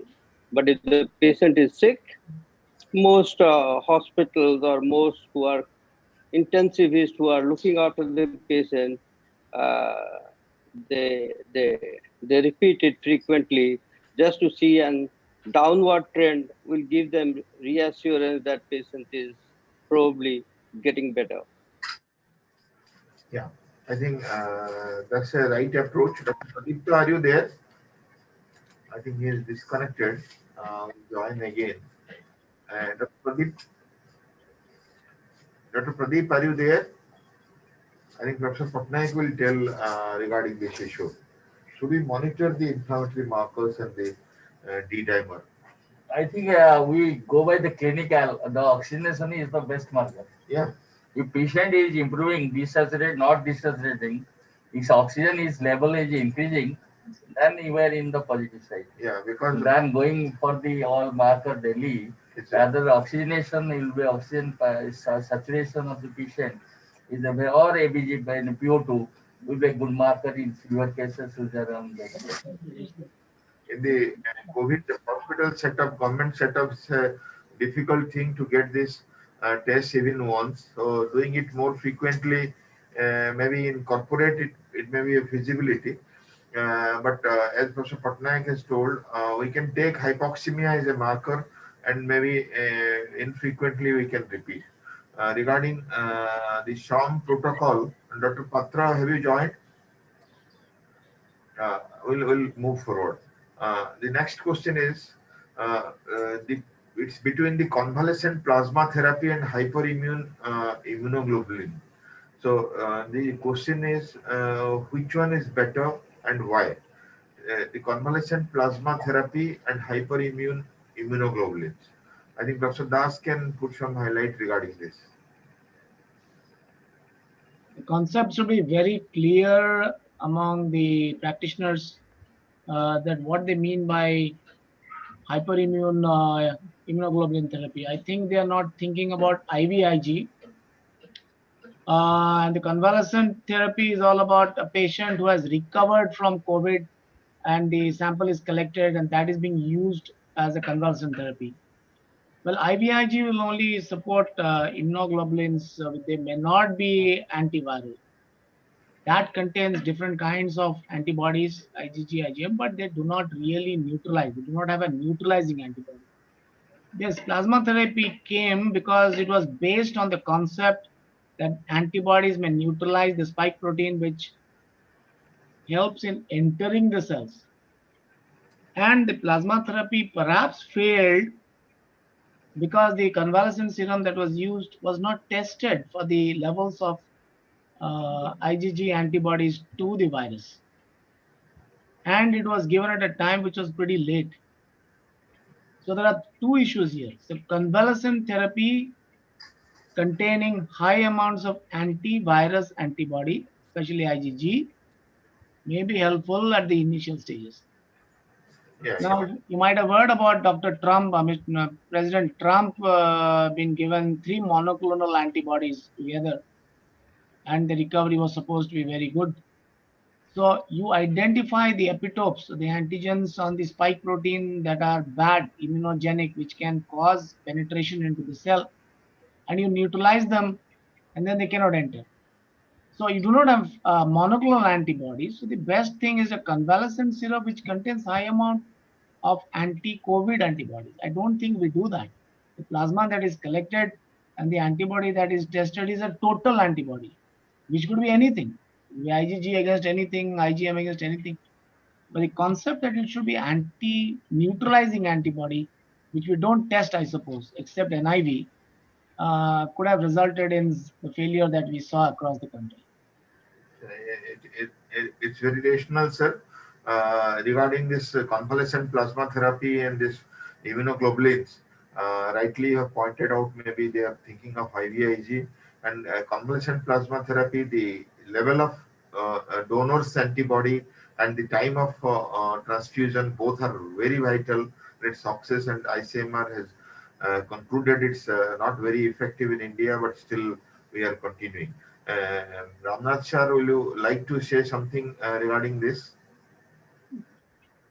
As Bidyut pointed out, you need to have a specific antibody, particularly to the S protein binding to the S2 receptor. If the antibody is targeted to that spike protein and of a high amount, the required amount that is usually recommended is 1 is to 1024 titer. But I also found out that they are not being tested. So just giving blindly convalescent plasma um, was bound to fail, and I don't think there is much role of this IVIG in this setting. Sure. We the therapy will succeed or may succeed in some patients given early, provided the right amount of antibody is there and the antibody is specifically targeted to the viral protein which binds to the lung epithelial cell. I mean, you need a specific antibody. By giving a total antibody when you don't know each component is how much, um, it will probably not succeed. And I also believe that some of these non-specific antibodies can be damaging. The antibody uh, enhancing syndromes, especially as I showed you that some of these antibodies, where there is a change in the FC fragment, that is called the glycan residue, one of the carbohydrate residue gets attached and they get directed towards the receptors in the macrophages or dendritic cells, which induces more of pro-inflammatory response. So I Yeah. think this one has to be very, very careful when giving convalescent serum, because we don't know the spectrum of antibodies present in that serum. We don't even measure the quantitatively the amount of neutralizing antibody present. I think that is one of the reasons why it failed. I think Dr. Pradipta has joined. Thank you, Professor Das and Ramnath Shah, for the very valuable comment. Dr. Pradipta, are you able to hear us? Yes, sir. Yes, sir. There was a question regarding repetition of D dimer and the inflammatory markers. So, do you practice it in the some IMS some any patient for monitoring? Do you Sir. recommend the repetition of this profiles? So yes, sir. As a MHFL guideline is there, sir, D-dimer should be done every third to fourth day, and CRP should be done every alternate day. And CRP should be done quantitative manner, not a qualitative manner, semi-quantitative. It should be done by the quantitative manner. And CRP can be done every 1 to 2 days, 2 days gap. To see the inflammatory markers, their level and the response to the therapy. Regarding the convalescent plasma and the hyperimmune immunoglobulins, uh, uh, what's your experience about the CPT, convalescent plasma therapy? Because there is a lot of controversy worldwide. Somebody, FDA is withdrawing and ICMR is discouraging, and we don't know whether to go for it or not. So CPT, the IMS some experience. Sir, data is most important, sir. More than that, my experience. So data is more strong evidence. It is not that individual experience. I will give more importance. But anyhow, sir, for last 3 months, whatever patients we have given, some patients shows deterioration, some patients shows also improvement. Even after giving up 5 days of steroid, 5 days of remdesivir, when we given the convalescent plasma, the patient shows improvement. Patient showed improvement. That is our experience also. We have benefited many patients on that, and as Professor Das has rightly pointed out, the antibody level and time of transfusion are very vital. So now I'll go to the next question. Prognosis of patients with a high baseline inflammatory markers due to underlying chronic inflammatory disease. So many patients come with collagen vascular disease. At present in our ICU, there are 2 patients of SLE COVID positive with cytokine storm, and many patients have high inflammatory markers at the baseline also. So that's perhaps the intention of the question. So how we can prognosticate those patients?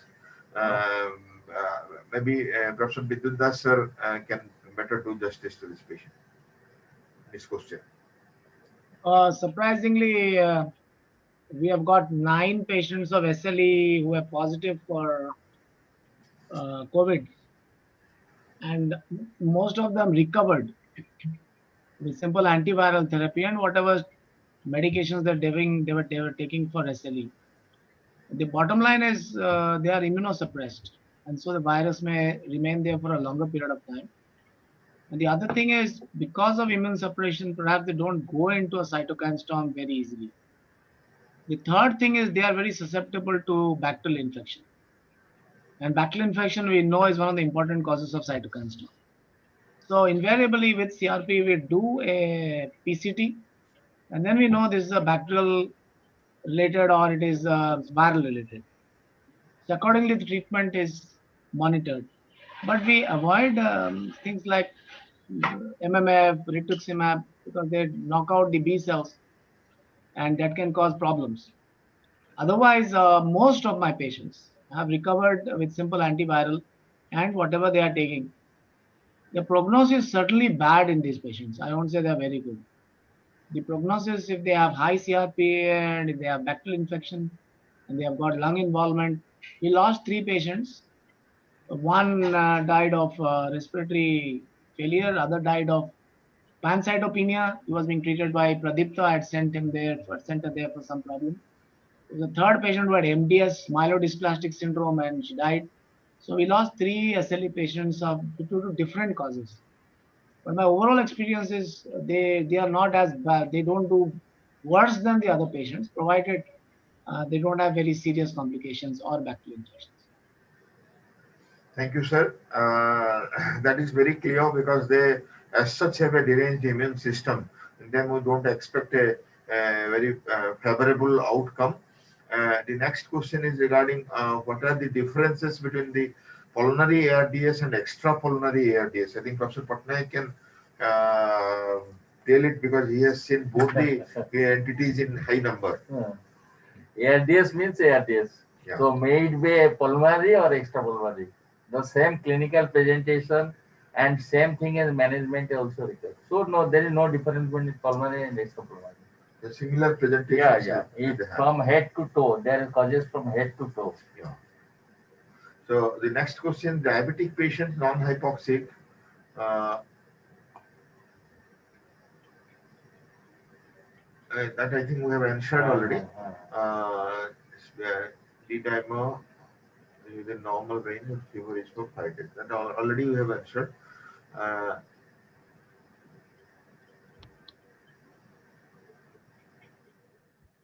Already Dr. Pradipta has answered that.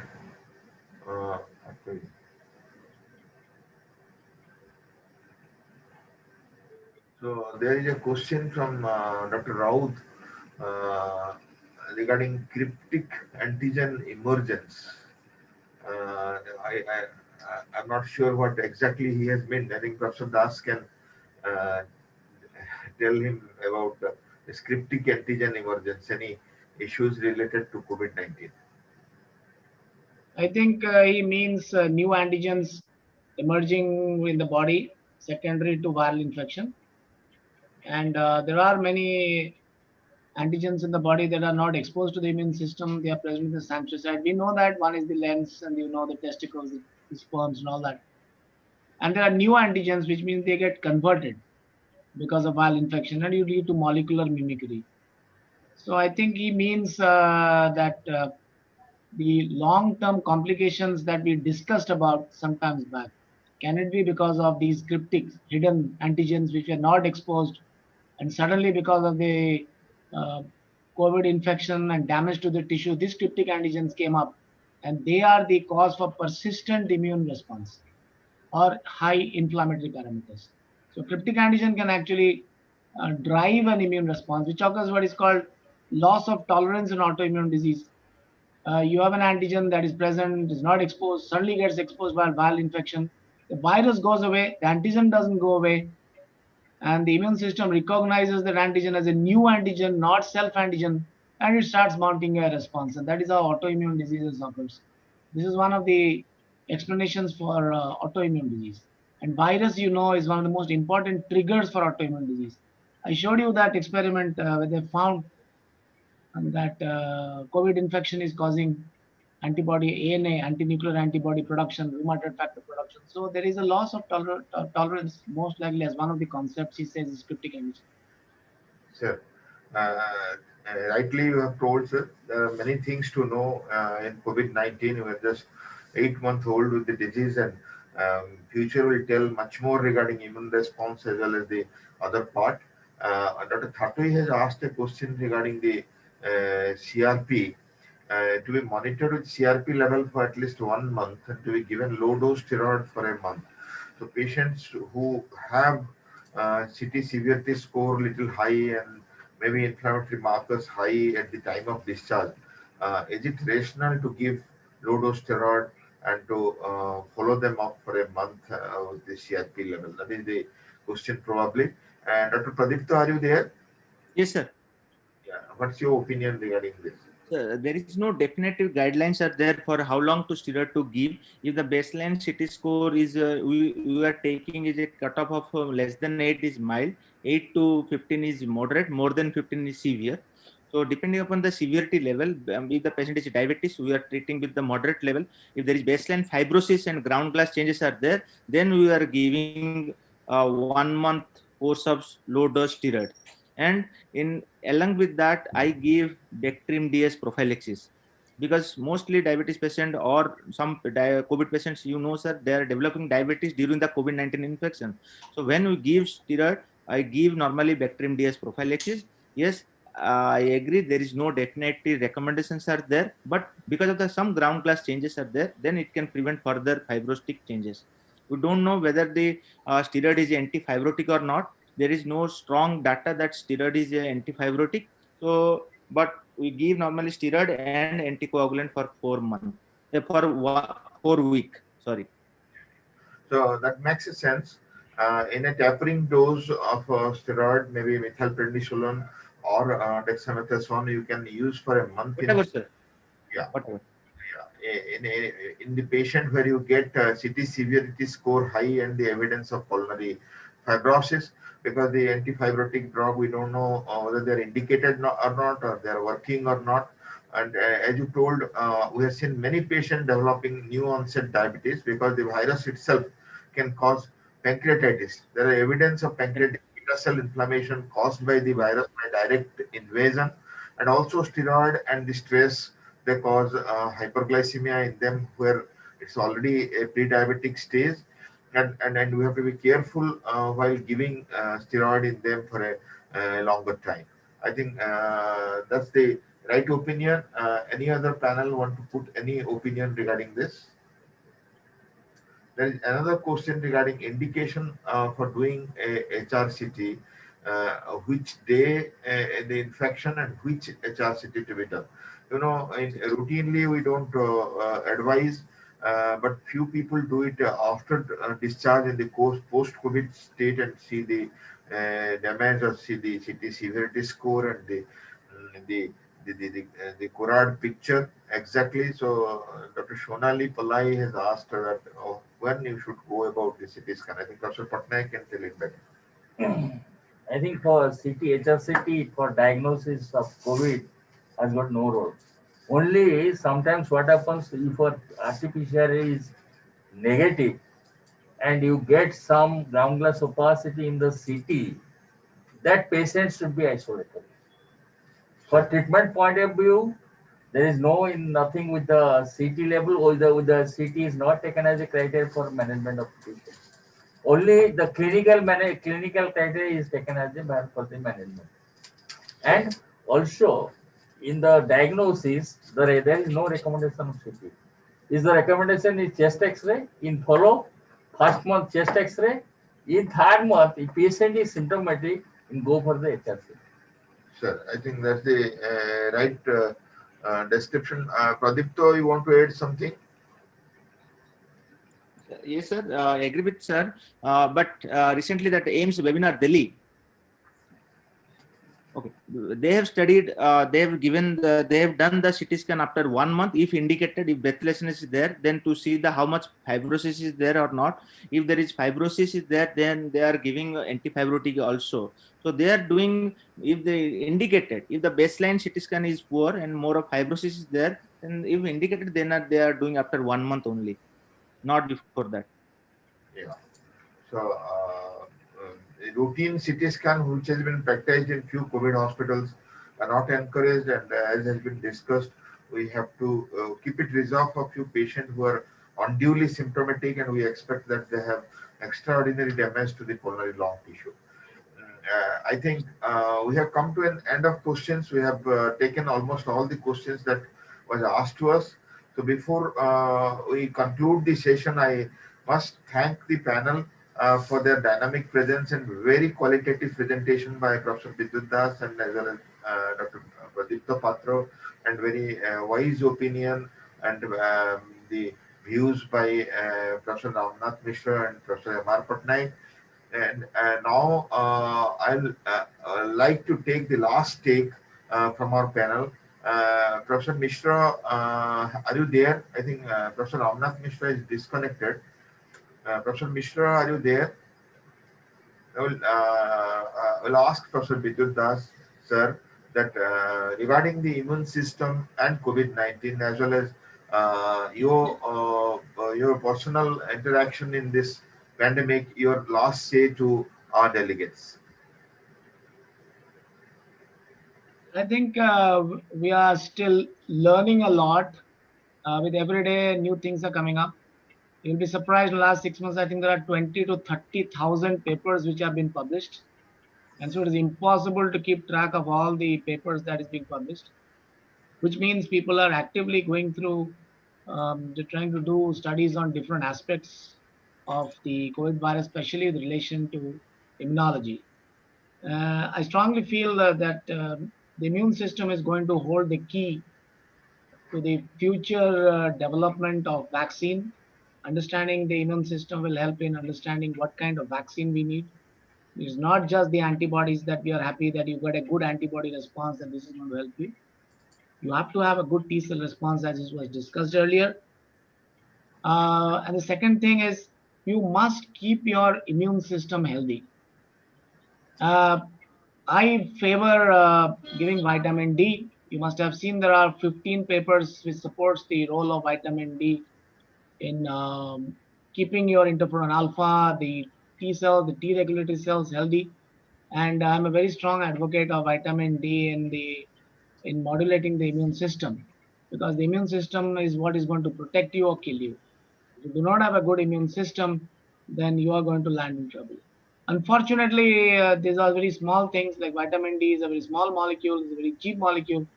Unless you come up with things like big molecules like JAK and remdesivir, which you know what happened to remdesivir, is a very costly drug.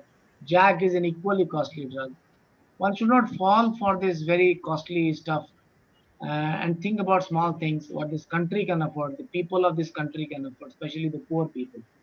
And if we understand the immune system and how it is modulated by small molecules like good diet, good supplements, and vitamins like C, zinc, zinc and vitamin D. They are very simple things, although we do not know what should be the level.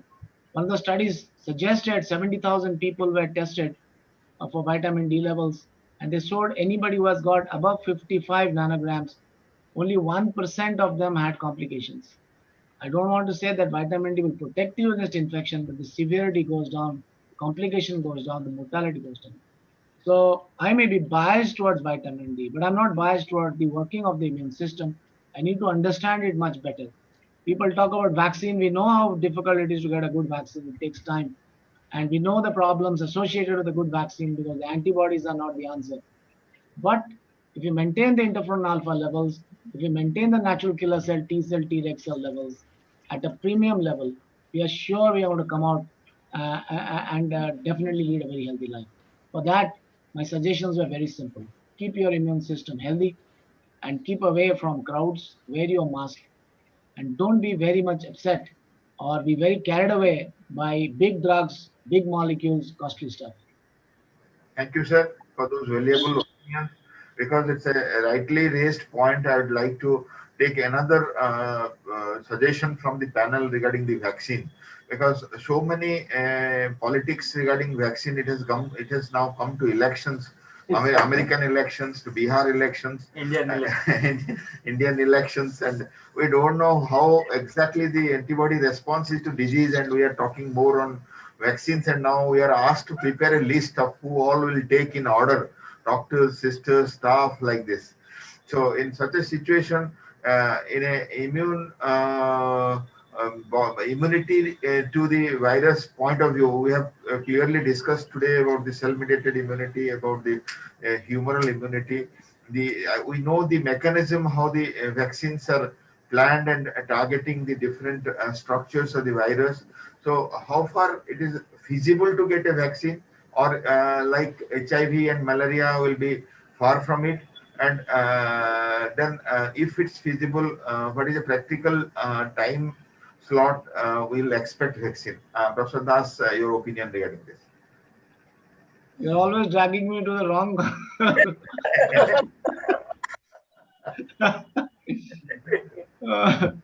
uh, uh, See, I know I was very closely following because of my work in malaria. I was following that malarial vaccine development, and people are very excited. The NIH guy, Louis Miller, who was working, and he saw my work. He said, "Oh, you'll be part of our team and all that." But you know, malaria vaccine never came out because of many problems that people faced. Um, Basically, because we didn't understand the immune system well, how the malaria parasite is working. HIV, the same thing happened. We still do not have a vaccine for that. So a COVID virus has to be understood on many fronts, how the different stages of the immune system is working. We know 40%, around 40% people do not develop antibodies, yet they are immune. So we know that T cell has a very big role to play. And how long this will last, because these antibodies disappear within 30, 60 days. Everybody hasn't got the same response. It varies widely.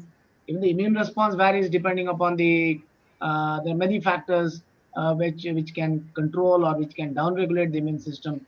So this is going to be very long. The earliest vaccine that we got was measles vaccine. It took 4 years to develop. And understanding and these viruses, you can take one shot, lifelong immunity. Surprisingly, why the HIV didn't work, I don't know. They are the same memory cells, T cell, B cells, but still the HIV we didn't get a vaccine. Malaria we didn't get a vaccine. So the current vaccine effort is definitely laudable. Everybody needs. We know smallpox was eradicated, polio was eradicated with vaccine. We need a vaccine.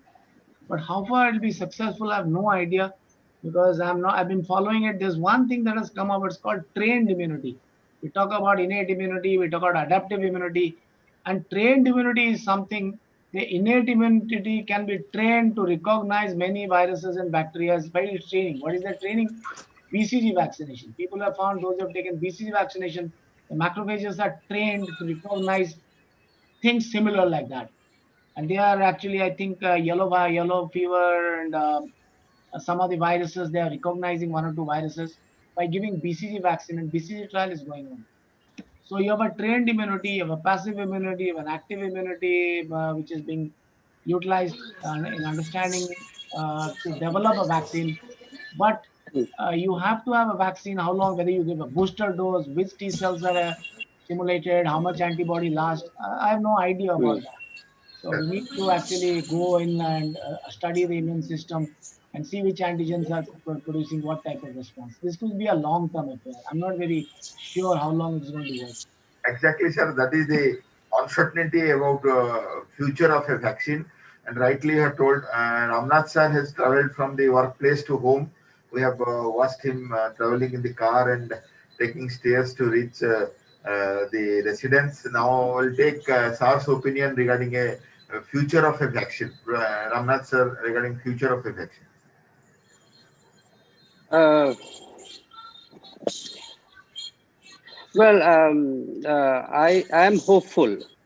I'm hopeful that the adenovirus vector vaccine developed by the all called Oxford vaccine has every reasons to succeed, but the heat killed ones that is also undergoing phase 3 trial in India, um, that it has helped measles, it has helped mumps.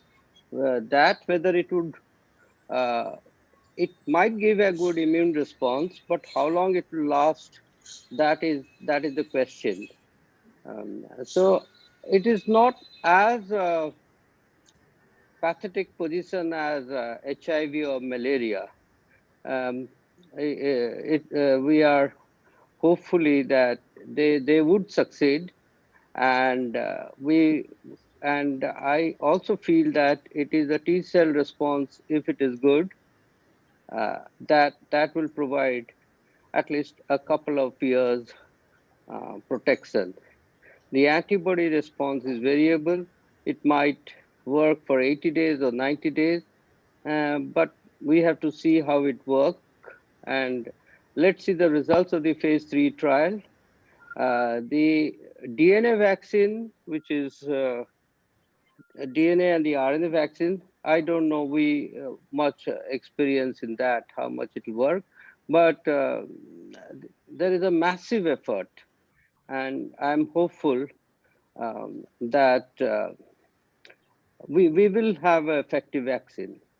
The question is, by the time we have it here, how many people will be vaccinated? Probably our own immunity will protect ourselves, and the pandemic might slow down. Uh, if we are thinking about April of next year, the vaccine would be available. Um, the current prediction is that probably in a couple of months, the pandemic situation will probably improve. But we will have a vaccine. Thank you, sir, for that words of wisdom. I'll ask Dr. Pradipta because Som Hospital is one of the center in the state for the vaccine trial. I think they have started phase 3 trial, and his hope and his vision of getting a vaccine, how far it will help us, and whether it's a feasible possibility to have a vaccine or not to protect us. Yes, sir. I also hopeful like Mr. Sir told, but I question like if the active infection does not last long immunity, then how can I expect this vaccination will last the immunity? That question actually I want to ask Mr. Sir. If the active infection, the immunity persists for at least 3 months, maximum 3 months, that data showing in maximum 3 months, then even if the vaccine is available, I don't think it will help more than 3 months that. And this Zydus trial or Oxford vaccine, that is the most advanced study now. So it will be available, I think, by next year, March or April. Yes, Pradipta asked that if a natural infection doesn't provide a long-lasting immunity, because the evidence that there is a second round infection in Germany and in England, you probably would be knowing that Germany was locked down yesterday, Yes, and sir. London and Leeds have gone into. We are not sure whether the same people who got infection, they had the infection again. I am hopeful in the sense that I feel that Pradipto by now would have been infected, and he's still chatting with us because of immunity, and probably Vidyut because he has a age advantage like me. He is also probably would have got the virus by now, and he is merrily moving around. So also Jayant, so also Dr. Patnaik, and I'm thankful to God that 90% of the people have survived, and we haven't tested everyone, we know that. And the general belief is that there are people who have never actually taken protection, facing social distancing, and I see them jovially crowding upon shops despite this epidemic, despite the figures that come out in the newspaper, and they are buying grocery goods, and you ask someone, and they would say that probably the virus is gone. It's actually not the virus gone; it's the immune system that has protected. So the virus does provide immunity to us, and I have a good. The paradox is what Pradipta says, that by the time the vaccine is available to the majority, Yeah. we would have survived the pandemic infection. That is my fear. Yes. Means, and I would put more money in the Oxford vaccine Oxford vaccine. than the heat killed one. Though we know that in measles and mumps we succeeded, but the adenovirus have good science, good immunological understanding, and I have a feeling it will it'll work. And we are having this discussion, but I will put my money. And what Vidyut raises is a very important thing. The paper came out yesterday that probably by giving BCG now, it would generally cause our innate immune response to boost up, and that's called a improved innate immunity. The first trial results have come out, and the number of subjects are limited, but yes, that has a promise. So a lot of things we are learning from Pradipta, from Vidyut, not because of their success, but because of their failures as well. In that tocilizumab, I first asked Pradipta, how is tocilizumab? The IL-6 levels are high. He said it's not working. In people who have raised level, it doesn't work. So understanding immunology or dissecting immunology is one thing, but providing an effective drug is another thing. We need multiple cytokine at the same time. It's not just blocking IL-6 or blocking IL-1 that will see. And but I have hopes in Giant. I have hopes in vaccine. Yeah. Thank you, Okay. sir. Can I ask a question to Professor Mishra? I just have a feeling. Dr. Mishra, what is your opinion regarding vitamin D actually?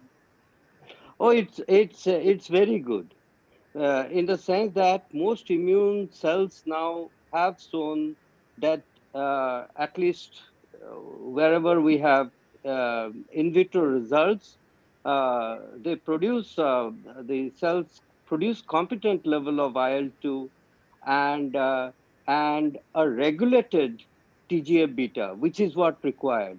This excess TGF beta situation that is leading to pulmonary fibrosis, probably vitamin D can modulate it. Vitamin D is probably a thing that uh, I can't just ignore. It's just that, and probably you have got famous because of vitamin D. So I'm a I'm a strong advocate of vitamin D because yeah, we know that certain in vitro situation when vitamin D supplements are given, the immune cell produce more cytokine, and they even the cytotoxic killing functions have improved. Yeah. That I makes that makes a sense. And Professor Bituda sir's theory of supplementing, he has already told I am biased regarding vitamin D3, and we have seen right. how much of importance he has given this. I thought he was famous for that rather than being biased. Better to tell that sir has popularized the vitamin D3 very much than Right. getting biased. And rightly, he has pointed out that this is the discovery of the century, and it should be Right. calculated to give the benefit of good immunity to each and everyone during the time of. Right. So, I was just thinking that we are giving so much importance we gave to remdesivir, knowing I don't want to go into the history of remdesivir and all that, but a small molecule like vitamin D is ignored as if it is a third world country product. I mean, Hmm. the people take it. Even Anthony Fauci takes it and he says, "Oh, I just take it like that," and that's the way it is being described. thank you, sir, for that valuable opinion regarding vaccine and also vitamin D3. Before we close, we'll like the opinion of our mentor, Professor Ramnath Mishra, sir, regarding the immune system and COVID-19, and final advice to our delegates and our attendees regarding building up a good immunity in daily day-to-day life, Professor Mishra. I must clarify one thing, Jen. We have been wherever webinar, even if it is not related to COVID, questions are being asked, thinking that I know the answer. That what is a good booster immunity drug, boosting the immune system? Would we take haldi or would you take kadha or blah blah blah? So many things are there. I have keenly believe that we all have very strong immune response, a good adequate immune response. Otherwise, we would not have survived till this date. We don't need any additional drug or anything. Well, if your vitamin D level is less or insufficient, you can supplement that. But there isn't a drug in our armamentarium that is called as a immune stimulator. I mean, unless you have a primary immunodeficiency state, our immune system is very competent. We don't need to worry this. What we really need to worry is masking, social distancing, and keeping our hands and mouth clean. Our immune system is pakka, is good, very good. There is no specific drug that I know of uh, that can boost your immune system. Our immune system is good, it is regulated, and what in face of a virus we are getting a dysregulated innate immune system, and that is causing the problem, and that too in a minority of patients. Majority of the patients win through, and well, if you like to take lemon, honey, warm water, it's good. But I can't provide a scientific rationale that that will boost your immune system. Your immune system is very good. Very rightly told, sir. And your suggestion will be well taken, because we tell this mask, hand sanitization, and distancing as social vaccination, and that need to be popularized if we want to get rid of the pandemic. Thank you very much for your participation. I'll take the final words from our Pradipta, who is sitting with a glass of kata, will be telling about his views before we close. Just my mom given that Gada said that time only Mr. Sir pointing out this, so that I pointed it out. So, sir, my point will be taken point is my talk was on immunological intervention on COVID. So I will point out two things.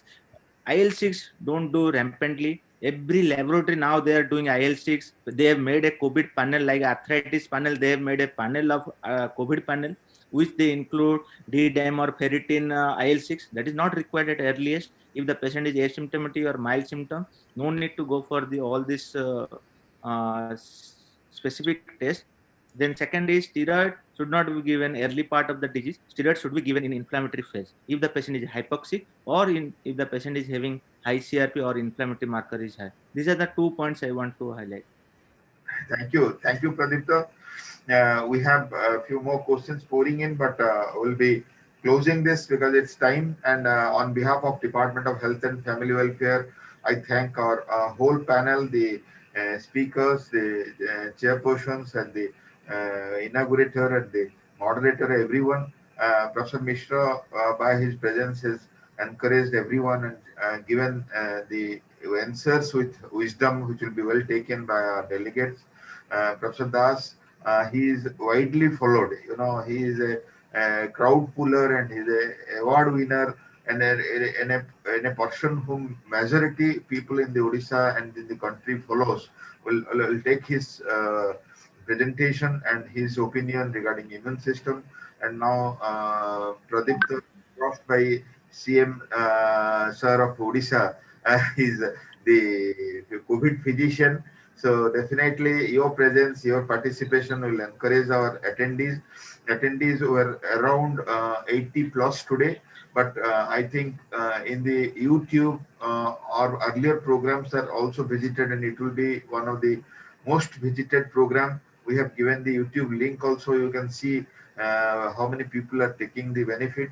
I thank Department of Health and Family Welfare, our Honorable Minister Sir, Honorable ACS Sir, our capacity building team, and then everyone who have supported this. I thank our additional DMT Sir who has started the program.